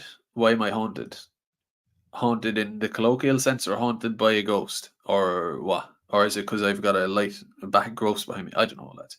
Sorry, I should get distracted by that. But so, like, my point is that that's kind of like a spoils the party a little bit, because it's like, okay, so you'll get some mainstreamish candidate, like, or what? I don't know if he did or didn't, but why wouldn't Niall Boylan? Correct me if I'm wrong, but why wouldn't he come out and say, listen, I don't agree with everything of Phil Dwyer or whoever else, or whatever, who I forget the other candidates, but I don't agree with all these people, but I'm going to pick 1 or 2 of the ones I like better than the other 2, let's say. But I will recommend a couple of dark horses, outsiders, to set second preferences for me. I don't endorse everything they say, but they do talk about immigration just slightly differently. The power that would have would be massive, and they wouldn't cost them their own seat, because it's a second preference. If they're already in a clear advantage, but you don't have that. You have this hold your nose. Certain people are good enough, which I find weird about like Independent Ireland. I wonder about them. Like, how did they from day one? They had this sort of aura of like, if Noel Thomas after his fiasco in Ross Lake is looking around thinking, okay, I'm defecting from Fianna Fáil, who will I go to? It's fine if he goes to Independent Ireland, but for some reason they were kind of christened from day one with this sort of magical respectability. And someone could say, oh, it's because they have a few fellas with like bad shirts and big bellies and a mop of gumbean hair on them. That's what makes you like, is it that, or is it the fact that you don't want Irish people to become a minority? And you say, like, which, like, I don't understand tangibly because I don't think it's grassroots up. Like, oh well, that's just the way people see them. It's like, no, because they'll get on TV multiple times and they won't really be called far right or any of this kind of stuff. And I just want to know is the formula some sort of natural thing, or is it some sort of arrangement there? I wonder about that. But it's a pity that there does exist this little bit of a gatekeeping thing where it's like the mainstreamy lads can't turn around and pull the other fellow up behind them, which would be the real solidarity. How good would that be if what Derek and Una McGurk, an esteemed barrister, she's never said anything, a faux pas like I have multiple times and will continue to do. She's never done that. She's an esteemed barrister, the rest of it. And yet she is really sort of anti-regime. So I don't know what the difference is, and yet they wouldn't have her on TV. So it's like, what is it? Is it respectability? Is it class? Is it? It's clearly none of all those things break down when, like I say, if you compare Una McGurk, what's the difference? And yet, Bly, Una McGurk, Michael Leahy, like they were all able to afford each other that mutual support, right? So why would McGrath be any different? Is it that McGrath would say, and he probably would say this, is that given a choice between some Fine Gael, Fianna Fáil prick who's totally open borders and doesn't care which kids go missing and all this, which he himself criticizes, but given the choice, I would be more favorable to them than the so-called far-right baddies. So at the end of the day, that's where I lean, which is like, but then he's going to get all this capital out of being against mass immigration. But, at the end of the day, he's kind of not then. I don't know. It's, I just wish he would do everything he's doing. I wouldn't criticize him. I'd be all for him, even if he wasn't my flavor and he didn't go as far as me, but he was willing to say, at the end of the day, we're in a crisis here. So I will actually make the leap and say, here are the people who are critical of immigration within my constituency, just FYI. He doesn't have to endorse Derek Bly. He just says, here are other people who are critical of it to different extents than me. So just FYI. I'm rambling, but I just see that as a pity. Someone says trolls in the chat. Okay, get rid of them, or whatever. Who's trolling? I'm curious. I don't know. That's who cares? Yeah, but yeah. So maybe I should just wrap it up. I don't know. Someone says Una McGurk was fighting for migrants' rights. Why did I put that? Is that a super chat or what? Sorry, I'm just losing the run. I don't want that on the screen. I didn't choose. It was a flick of the hand, accidental. Una McGurk was working on some sort of thing that okayed or not okayed asylum seekers back in the day or whatever, and then she got cancelled. But she worked in a job. She was sort of an insider in a sense in that institutional way, and then she got a rude awakening by her own sort of that inside sort of world. So whatever. I used to believe liberal stupid things I'm not saying that she ever believed anything stupid. I don't mean that, but I used to have a false consciousness sort of thing about how things were back in the day, and I'm sure almost every one of you did too at some point. So she's speaking out against the replacement in Newtown Mount Kennedy, the destruction of Irish people. She's doing all that. It's just ridiculous. Anyone would be critical like that. It's so silly. It's just, honestly, a lot of it is trolls, subversive kind of stuff, all this blackpilling or taking someone who has one issue that's slightly off, or 10 years ago they added different. It's I'm allergic to all that shit. Totally allergic to all that. I only talk to people who are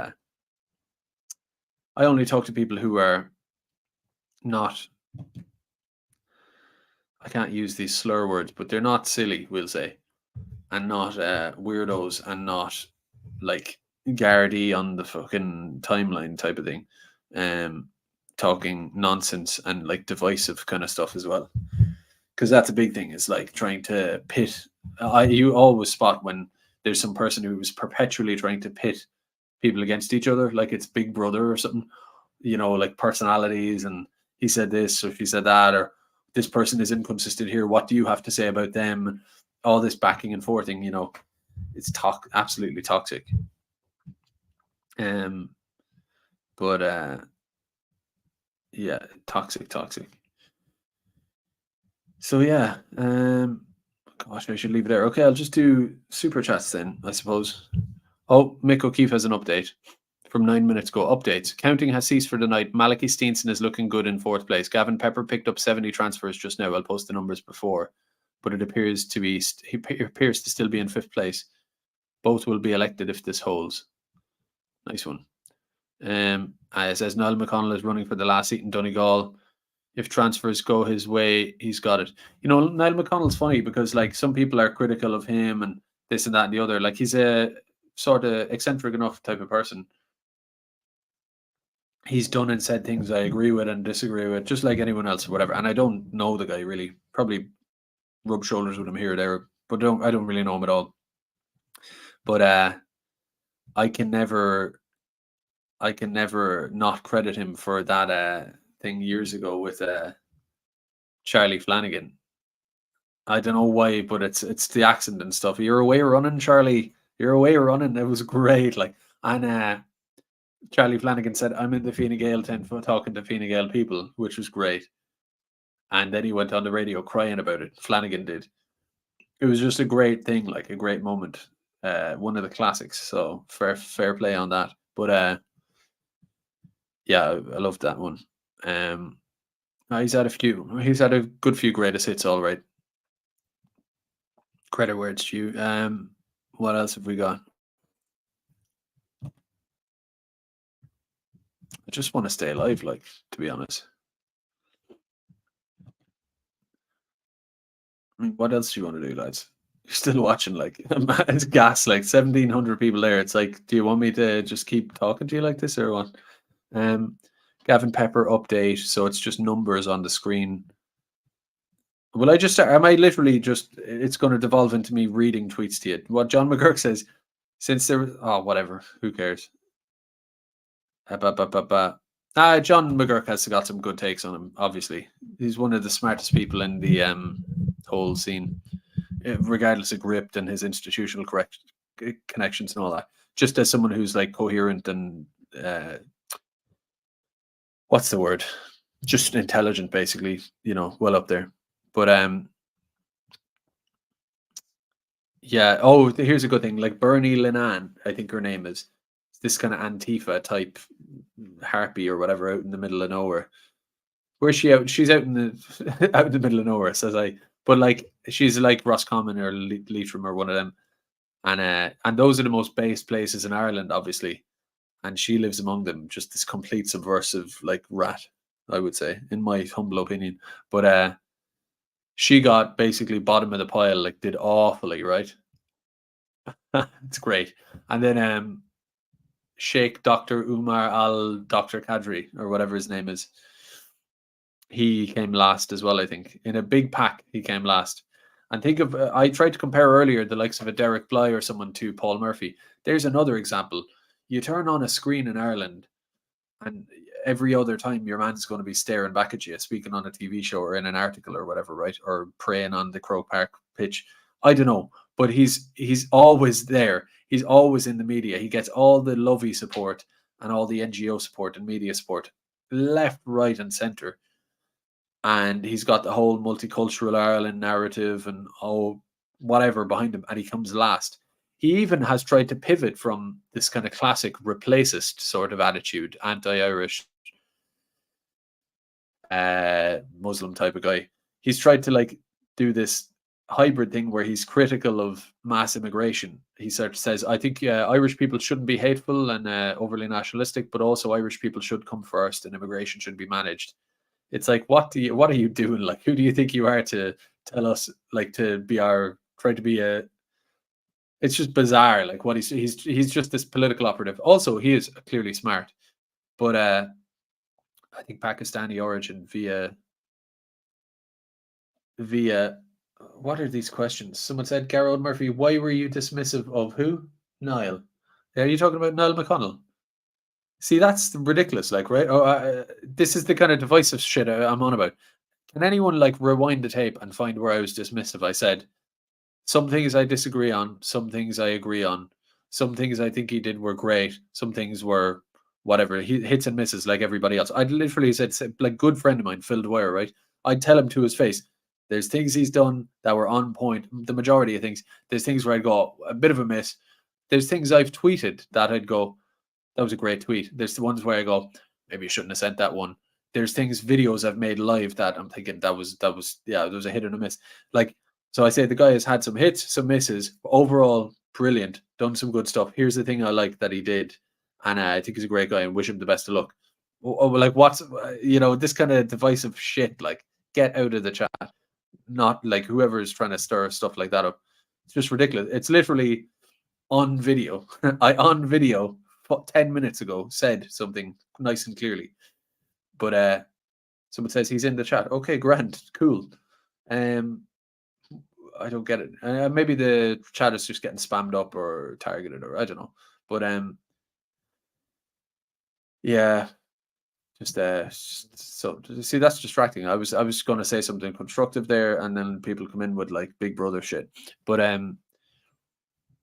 what was I even on about? Oh, Sheikh Dr. Umar Al Qadri. Yeah, he came last, and he's trying to like do this like I'm being like this kind of centrist, anti-immigration, but also anti-Irish kind of type of thing. And he came last with all that support, so that's wonderful. But one thing I will say though is that I see too much bait online where someone like Hazel Chew or your man professionally bait right-wing nationalists into like being annoyed, and I see that. I mean, maybe it works, maybe it's good his replies get spammed up with opposition and people see that, maybe that's grand. But to me, I'm like, okay, so this person has thrown out obvious bait and they're going to kind of relish and weaponize that as some sort of victim. I'm a victim of the bad guys here, like it's clearly what they're doing with their posts. Like, to me, I'd just be thinking ignore. Someone says Mr. Casey. That reminds me of Peter Casey. Here's another one, right? I don't know, I assume he didn't win anywhere. But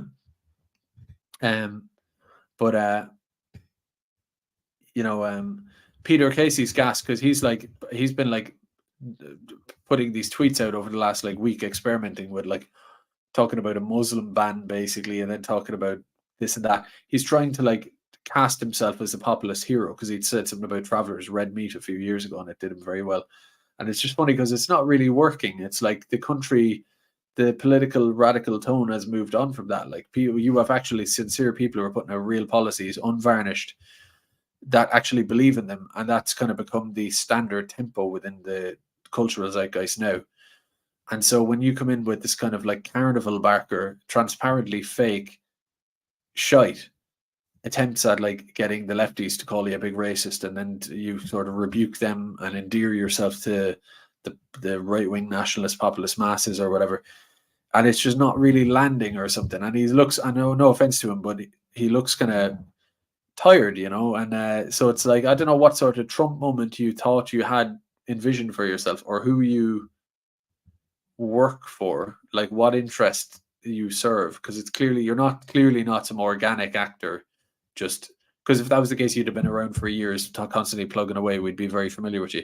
You pop out of the woodwork before an election with some carnival barker attempt at a tweet or a controversy, and then here's the funny thing: he's calling for Ireland to join NATO and pay our 5% or whatever, which is clearly like on right, left, or middle. In Ireland, that's not a populist issue. Nobody wants that. The only people who want that are paid shills from any part of the spectrum, right, left or right. And then he also was refurbing some apartment complex he owned in, I think it might have been Buncrana, for Ukrainian so-called asylum seekers, obviously to profit from it, right? And that ended up getting burned out by someone, or maybe a fire started there of its own accord. I don't know what happened, but there was a fire there. So I don't know what came of it, but the guy was being profiting off Ukrainians. Then he starts talking about these Ukrainians. Same with the Healy Rays. Oh, these Ukrainians are getting this and that, and it's not fair from the Irishman and all this. And the lad's literally making hundreds of thousands off their properties for them. Like, but at least the Healy Rays, through the magic of building good roads or local networks or whatever, they managed to have this kind of local popularity, right? Chieftain kind of popularity. Whereas Casey doesn't really have that. It's like, it's weirder with him. Again, it's like, so you're a Ukrainian, like you're basically a Gombeen, like a plantation Gombeen. You want Ireland to join NATO, and then you come in with something like a Muslim ban or Travelers are doing this. It's like, lad, we're way past that. Like, can we just go away, basically?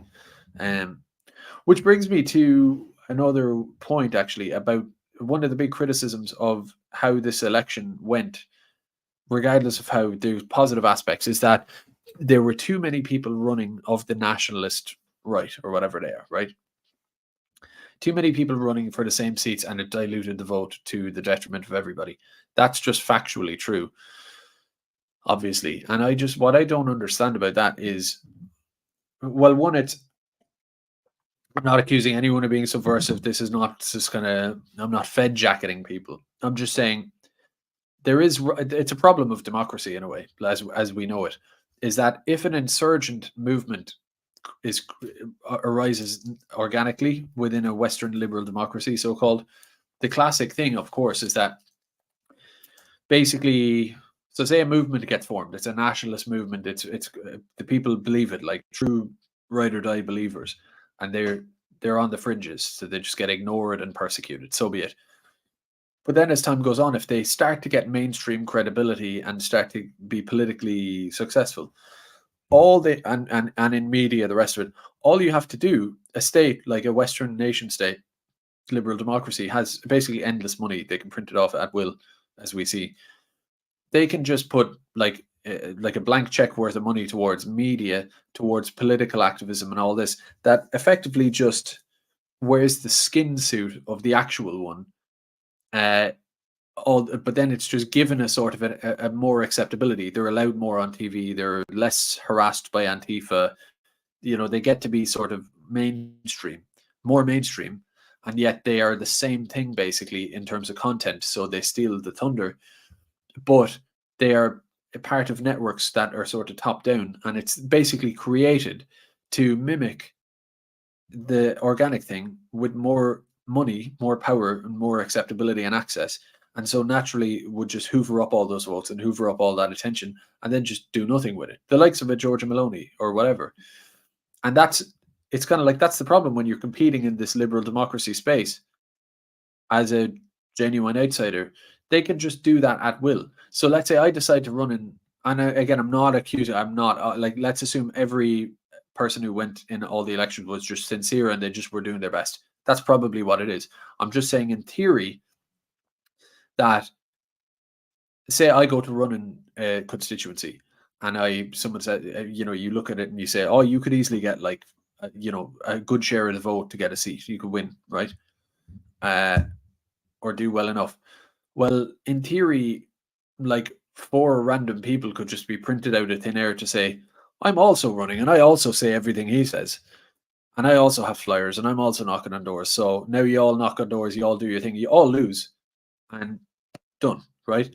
And that's a sort of an open window for subversive stuff, in the sense that I'm not saying they do that, but they could do that. And it's kind of like there's no good answer to that. Then on the other hand, it could be not subversive, it could be totally innocent, where a person just says, well, I'll compete too. I have a right to run and I believe the same ideas. And if people are saying I'm stealing your man's thunder, who's to say he's not stealing my thunder? So what are they talking about? Like, that person doesn't own the right to run on this platform. I'm going to run on it and I think I'm doing it better. That's probably the more likely reason in most cases, or I don't know. But regardless of the potential nefarious quality or just the differing egos or perspectives, regardless of where it comes from or how and why, it can lead to a negative overall outcome. And that's just what that's the tough thing, is that, yes, like people weeks ago were saying online, and I would just shrug my shoulders at them. They were saying all these people shouldn't be running. And I would say to them kind of like, okay, well, you go tell all but one of them to drop out. Which ones are you going to tell? How are you going to do that, right? It's just one of those things that I agree with you. It is bad in theory, but what are you going to do? Tell people what to do? You kind of can't. Like, I mean, they're running, so it is what it is. And but now that the election has happened, I feel like it's reasonable to bring it up, is that, like, I don't know how you convince, whether it's subversive or whether it's in a much more likely just people who are all running with good intentions. Just from a strategic point of view, how do you take all those people and say, yeah, all but one of you, or maybe 2 of you, go away and let these 2 run, because they're statistically the most popular and the most likely to get it. And you, if we're being realistic, you're not going to get it. You're going to get 2% or whatever. And that's just a fact, and that can be demonstrated. So why don't you just do your own supposed goals a favor and the overall goals in favour and just don't run. Someone's running there, they can attract the bulk of the vote for what you're both talking about, basically. And so why bother? I'm just thinking of my own perspective. If let's say, I'm just thinking about it, like, let's say me and Derek Bly are in the same constituency. Derek's got a bigger profile than me. He does more. He's likable. He's all this kind of stuff, right? So he's a good, solid candidate. Or Stephen Kerr, the same way, right? I'm in either of their constituencies, and I'm a political person. I might think one of these days I'd like to run, and I have a slightly different perspective to them. Well, to me, it would be obvious. Like, if someone said, well, why don't you run as well? I would just go, why would I do that? Like, no, he's running. Whether I run or not, like, if I do run, he's going to have like way more vote than me. He just is. We know that. We can demonstrate that. And so, as someone who's got the common good in mind, I'm just not going to, I suppose. Yeah, I'm just not going to run. I'm going to give my back into your man and support him, help him fly or whatever. But I'm definitely not going to run against him.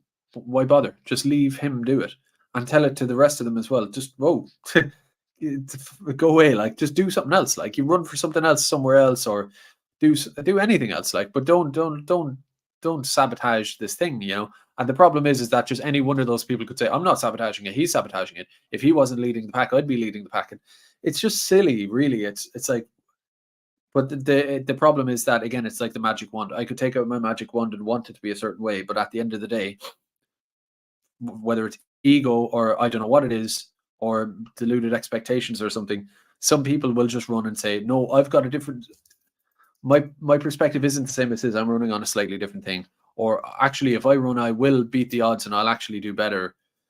You can't necessarily take millions of people and a radical movement with all these different personalities involved and sort of throw fairy dust over it, and they'll all just conform to a logical, best common interest set of practices. They're just not going to happen. But with that said, I would encourage it. I think it should be seen as surely a bit of an ethos that should be out there, which is like, okay, if there's a big election coming up and you have, especially when you have a sort of a star candidate, someone like, you know, Stephen Kerr, Derek, someone like that, like someone who's well known, everyone acknowledges they've got a really good shot at it. You know, I think it'd be for the best if everyone just kind of agreed, okay, well, if someone comes in with more or less the same platform as them, it's not that they should be demonized, but they should be acknowledged by everyone and made clear to them that, like, if you do this, you are not doing it necessarily for the common interest. Unless you can explain how. Until you can explain how, then we're going to be left looking at you going, well, why are you doing it so? Like, what's the point? Maybe there's some second preference to part of the electoral system that I'm not quite understanding. I don't know. But, like, to me, it just seems like, okay, one person runs. I don't know. It's kind of like you come up with a fruit vending, like, you know, a little fruit stall somewhere, some farmer's market, you know, and you're selling fruit and you think, this is great. Now I'm going to sell fruit and I'm going to chop it up in a certain way. And this could be a successful enterprise. I could actually make this sustainable. And then, like, you turn around, there's like 5-year-old buddies and they've all done exactly the same thing. It's kind of like, why would you do that? Like, you know, is that 1-2 analogy too many or whatever? But and maybe I'm wrong. I'm open to correction. I'm not casting shade against multiple people who ran in different constituencies. I'm not like, this isn't like a retrospective critique. This is me just looking forward, trying to understand how that would be resolved, you know, really going forward. Looking backwards, fair play to everyone who ran, but going forward, how do you reconcile the different egos, the potential for bad actors, all that? How do you reconcile all of that and sort of arrive at some consensus among sincere people that things should be done a certain way among different parties? Because then, of course, you'll have the different. So it's not just people; it's the different parties. And what's one party going to do? Just like they've gone to all this work to build up political capital and build this party infrastructure, and now you tell them that, listen, you're just you're just ruining the crack here. Could you just go away? They kind of think, well, no, this is our raison d'etre. This is why our reason to be. So, like, we're not just going to sit it out for the greater good. But you sort of should, you know. I don't know. I don't have the answer for that. I don't know exactly how the transfer someone mentions transfer pacts. Yeah, that's a way of resolving it. Yeah, I don't know the ins and outs of how it all works, but you know the general idea that like one nationalist runs who's great, who clearly has a good shot, main star of the show, running as a nationalist, and then like 7 other people who are no hopers, really, no offense, they all decide I'm going to run too. It's like, but why though? Like, why bother? Like, do you know, why do that? So I just don't understand that, and I think some way of figuring that out might be good, if it's figure outable at all. So that's one aspect to it. Yeah, I don't know. There's loads of stuff. I could scroll away here and find other funny bits from today. I could, but I won't. So one more check of what's going on, and then I'll leave you. Just in case there's one last thing. I'm going to check the DMs. 1,800 of you there. I don't know what's going on, lads. Are you all real? Are you all North Korean bots or what?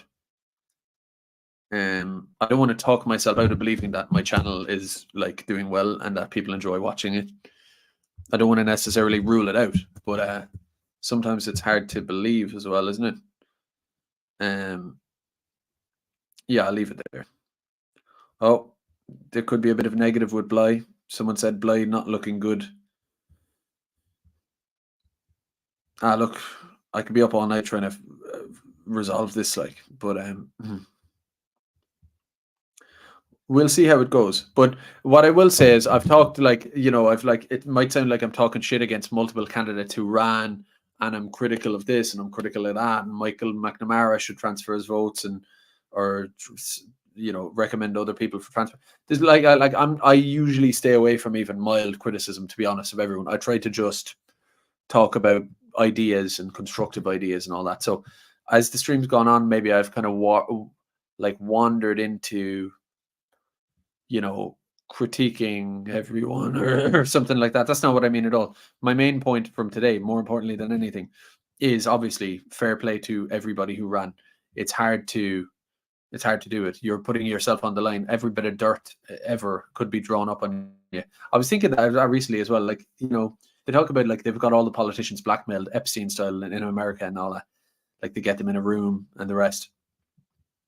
But while that may be true, it's almost inherent to the political cutthroat nature of politics, how people want to destroy their opposition, personal destruction, that it's almost like a lot of people are blackmailed anyway because they've just got whatever. They've got broken families or affairs or financial issues or whatever. Like a lot of people will just have something or another that they think, well, like, look, if I'm going to be hung out in front of the entire public with people desperately trying to personally destroy me, most people will just kind of err towards like avoiding that. Like, you know, whether it's a small thing or a big thing, they just are like, I don't want to be laid out on a block in front of the entire public, everything in my entire life. So a lot of people will avoid it for that. So it takes balls for people to get, especially as a so-called far right, you're going to get 10 times more of that. So it's a major ballsy move for the men and women who ran to do it. Effort, time, commitment, risk, reputational attacks, the whole lot. Big thing to do. And by all of them doing it, some of them were successful, some of them just about didn't get it, but all of them contributed in a sense to the ones who did get through, you know. There's a sense in which the whole human wave itself kind of like, you know, going over the top, you know, in a trench warfare or whatever, everyone runs if you make it out the other end, but you know, you require the initial wave for the successful candidates at the end to come out. So it's like everyone ran and everyone achieved something there. And I just think fair play to all of them. And of course, especially fair play to the people who've won or gotten very close to it. Just credit to them and everyone who supported them. But all it is just a big basis going forward, you know, for more very exciting times. So super chats, lads. So James Anto Ward 249 super sticker. Thanks very much, bro. Appreciate it. Armchair Limerick Nationalist, €5 sound. Garrod, be patient about the num-nums. They're Garrod, be patient about the num-nums. They're in the post. We did great out there today. 5+ Nationalists is a win. Be positive. You know, you always have a way of basically summing up like what I'll talk about for 2 odd hours, back and forth and back and forth. And I end up reading your super chats and just think, I probably could have just said that, to be honest. You've a good way of summing up the whole point. Yeah, that's basically it. I totally agree. Adrian DM, €10. Thanks for your time. Cheers, and thanks for your super chat. I consider that a reasonable exchange there. Do you know what? I appreciate it. I appreciate the comment as well, because like I enjoy doing this and I like doing it, but it does obviously take time. And so that's why I even have these super chats or any of the rest of it. You know, it's not like I'm inventing the fucking, you know, curing cancer. But that's what it ultimately is, really, is a time issue or something like that. That's kind of why these are good, because it makes it so that time basically is justified to the rest of my life, to some extent, as opposed to just being a passion or a hobby or something like that. It sustains it that way. So I appreciate it. Not to blab about it. Yeah, so thank you. Finolo Muraku, €5 super sticker. Cheers. No comment. Appreciate it as always. Roddy Murray, also as always, thank you. To reject the black pills, embrace the white pill. Absolutely. What else are you going to do? It's bizarre. It's weird. It's like we're all going to be dead. And like, I'm 32. Like, if I'm lucky, I'll be dead. If I'm very lucky, in 60 years, I'll be dead anyway. You know, it's like, you know, I don't know how that's relevant, but it's like, you know, what are you talking about? Like this kind of black pilling, expecting some great nirvana or whatever. No, you're just trying to make things better for your society and your people around you incrementally, basically, especially under these conditions. That's what you got to do. Like, so it's just people who, like, I think it's a very 2016 thing, culture war thing. It's like people thought someone was going to be elected magically and then everything overnight would transform or something. It was like some sort of Pokemon game. I just, it's such the wrong mentality. But Emmanuel Godson, thanks, Roddy. Emmanuel Godson, €5. My cat is smelly. Okay, should give her a wash. .ie. .de. Wash your smelly cat. .de.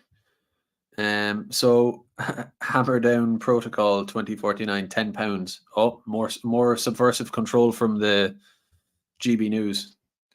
Thank you for that, by the way. I'm joking, but all the best from Northern England, lads. The eyes of the world are on you.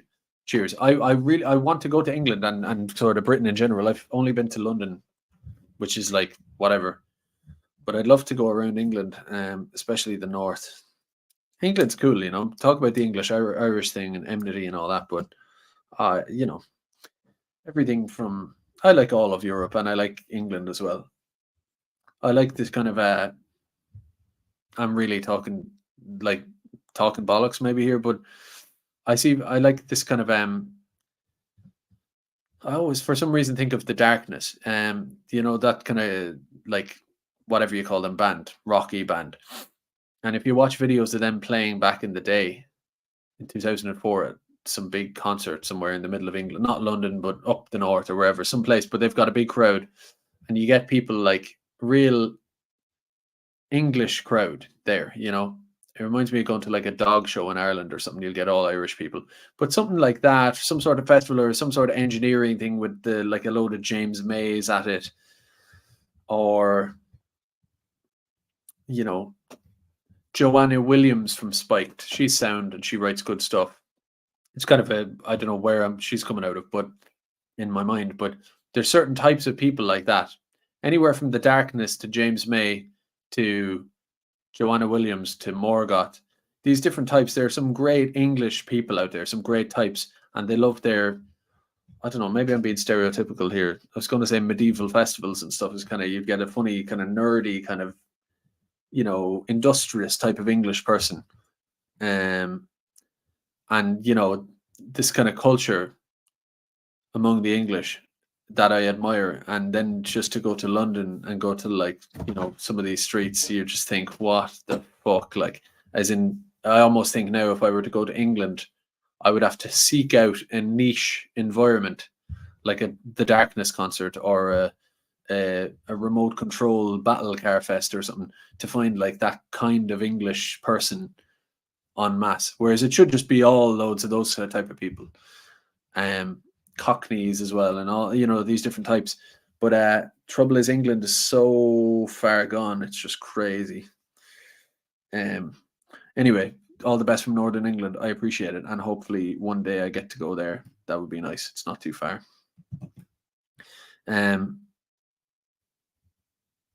It's an Irish surname there that's beyond me, to be honest with you.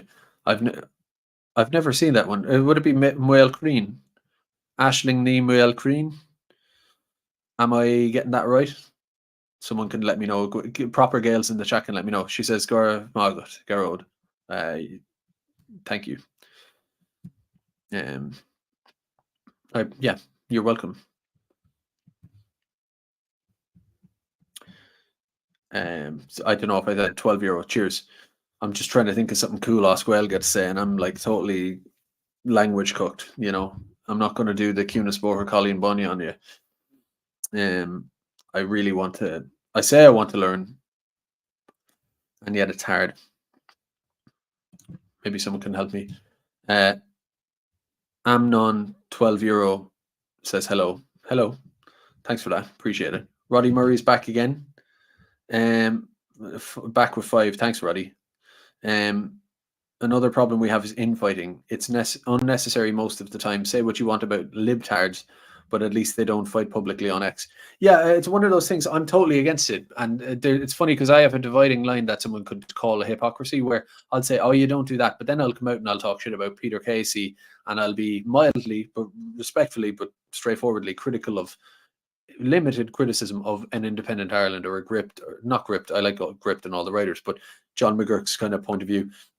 But I like to think that when I do it, I measure it for the most part. Like even someone like McGurk, I think I measured. I think my criticism is on the point, the substance of the point, and not some big brother cat fight, right? Or whatever it is, handbags. It's like, it's a criticism that I like to think he could respond factually to it. And I would say, okay, you've responded. It's not some big enemy fest. It's just, you know, disagreement on stuff or whatever. But do you get what I mean? So I don't want to be hypocritical. I'll criticize people sometimes, but there's this kind of infighting drama thing that obviously that's to be avoided. It's just not good. You know, hash it out, hash out the ideas, you know, not the drama. There's enough drama in life, like, you know what I mean, to be going on the internet and typing into a fucking keyboard drama with some strange person. You know, that's just how I feel. But thanks, Roddy. Sheepdog €2 says, Jabers, it's hard to send you a super chat. I didn't know it was hard. I've never actually sent one myself. No offense to anyone else. I've never really watched a YouTube stream with super chats or a live stream, so I don't know. I haven't had a chance. I'll try send myself one some night, see if it's hard or whatever. But I'll take your word for it. James Bond, shaken not stirred, £10. Thank you. Says, ask any 29-year-old person and younger what they think of the carbon footprint of NATO. No one ever talks about that, especially politicians. More cycle lanes for Donnybrook. Yeah, I mean, I think the US Army has the biggest carbon footprint in the world as an individual organization. But personally, I don't really care either way. Like, in terms of, you're asking a 29-year-old, but yeah, I just think the climate change, it's too late for me to talk about that, but like, yeah, carbon footprint. It's weird. Well, at least if you're talking about carbon footprint, you could talk about NATO or big industries, but the idea of talking about someone with a fire or like a car that is old and has a big engine and taxing them even though they're poor already, it's crazy. Anyway, thanks for that. And Teacher Connor gives 5, thank you very much, and says, Niall shows how much canvassing needed to convert nationalist sentiment into votes into a seat. The public don't know about us, need to be led to us. Yeah, I agree totally. Like, people like name brand recognition, like someone like Derek and Phil and the likes, and Stephen Kerr, they built up, like, also just being an activist, like the way they are activists, like very interesting, entertaining, insightful, brave, intrepid activists who put a lot of stuff out there. That does actually filter out from online to WhatsApp groups locally, especially at a local level, you know. But yeah, they need to be clearly. You can't just be online and throw up a few posters and leave it at that. You need to be totally out there, and they should be. The trouble then is that, like, here's another it's a good point and point taken, and you're right, I totally agree. But just off of that, there's a thing as well of, like, let's say a Fianna Fáil or Fine Gael candidate could kind of go down to, maybe not down to the school, but they could go into the GAA club and sort of say hello and maybe sort of canvass a bit, like, and all that. And you could say, oh, well, that's your just job as a nationalist. It's to get in there and whatever. But it's like, well, it's hard to kind of approach the, like, institutions of the town and these little societies or groups or tidy towns. It's hard to approach any of that when, even though a lot of them would agree with you and you're not a disagreeable person, you're not some sort of lunatic, and none of your ideas are beyond the pale in reality. But if you're sort of branded as far right by the state via the media, but they're obliged to kind of not have you. So it is very unfair in that sense as well, that you can't actually plug into the institute, or not easily anyway. It'll be an uphill battle to plug yourself into the fabric of the town beyond just going one-to-one to people, but by going into the little groups and stuff. A lot of them, not of their own volition, would be unable to sort of have you. That's kind of hard. But definitely, I saw Niall doing the chatting to young fellas, like, lads like of, I don't know, young early 20s or whatever, walking down the streets or wherever it was and chatting away to them. And that was kind of good, really being sort of, and just like the local, even the way they were talking to each other, their accents are strong and stuff. I was like, I wouldn't know how to do that. Or like a transplant to Donegal wouldn't really be able to rock with the boys like that and kind of banter with them. And he clearly had a local dialectic, or like he was able to totally relate with the lads, and to be able to do that with people, old ones, young fellas, the whole lot, in your local area, in the way of your local area, is a huge thing, like, But Teacher Connor again there, €2, thanks, says not candidates. Wait, sorry. Nationalist candidates used MEP elections to seed the all runs. Yeah. Yeah. So a lot of it. This I think, like, there's been some wins and stuff, and it's doing great. But there's it is just a platform to go forward on. This whole thing. And the other thing too is they might say, "Oh, far right, so-called, are only got this much." They'll always play it down. They'll always, like, I think a few of them admitted it was a big deal, but they'll always try to play it down for spin reasons. But they can't come out anymore and say, "Oh, the electorate have absolutely no interest in you," and the rest of it. It's like, oh no, they do now, right? The number will vary.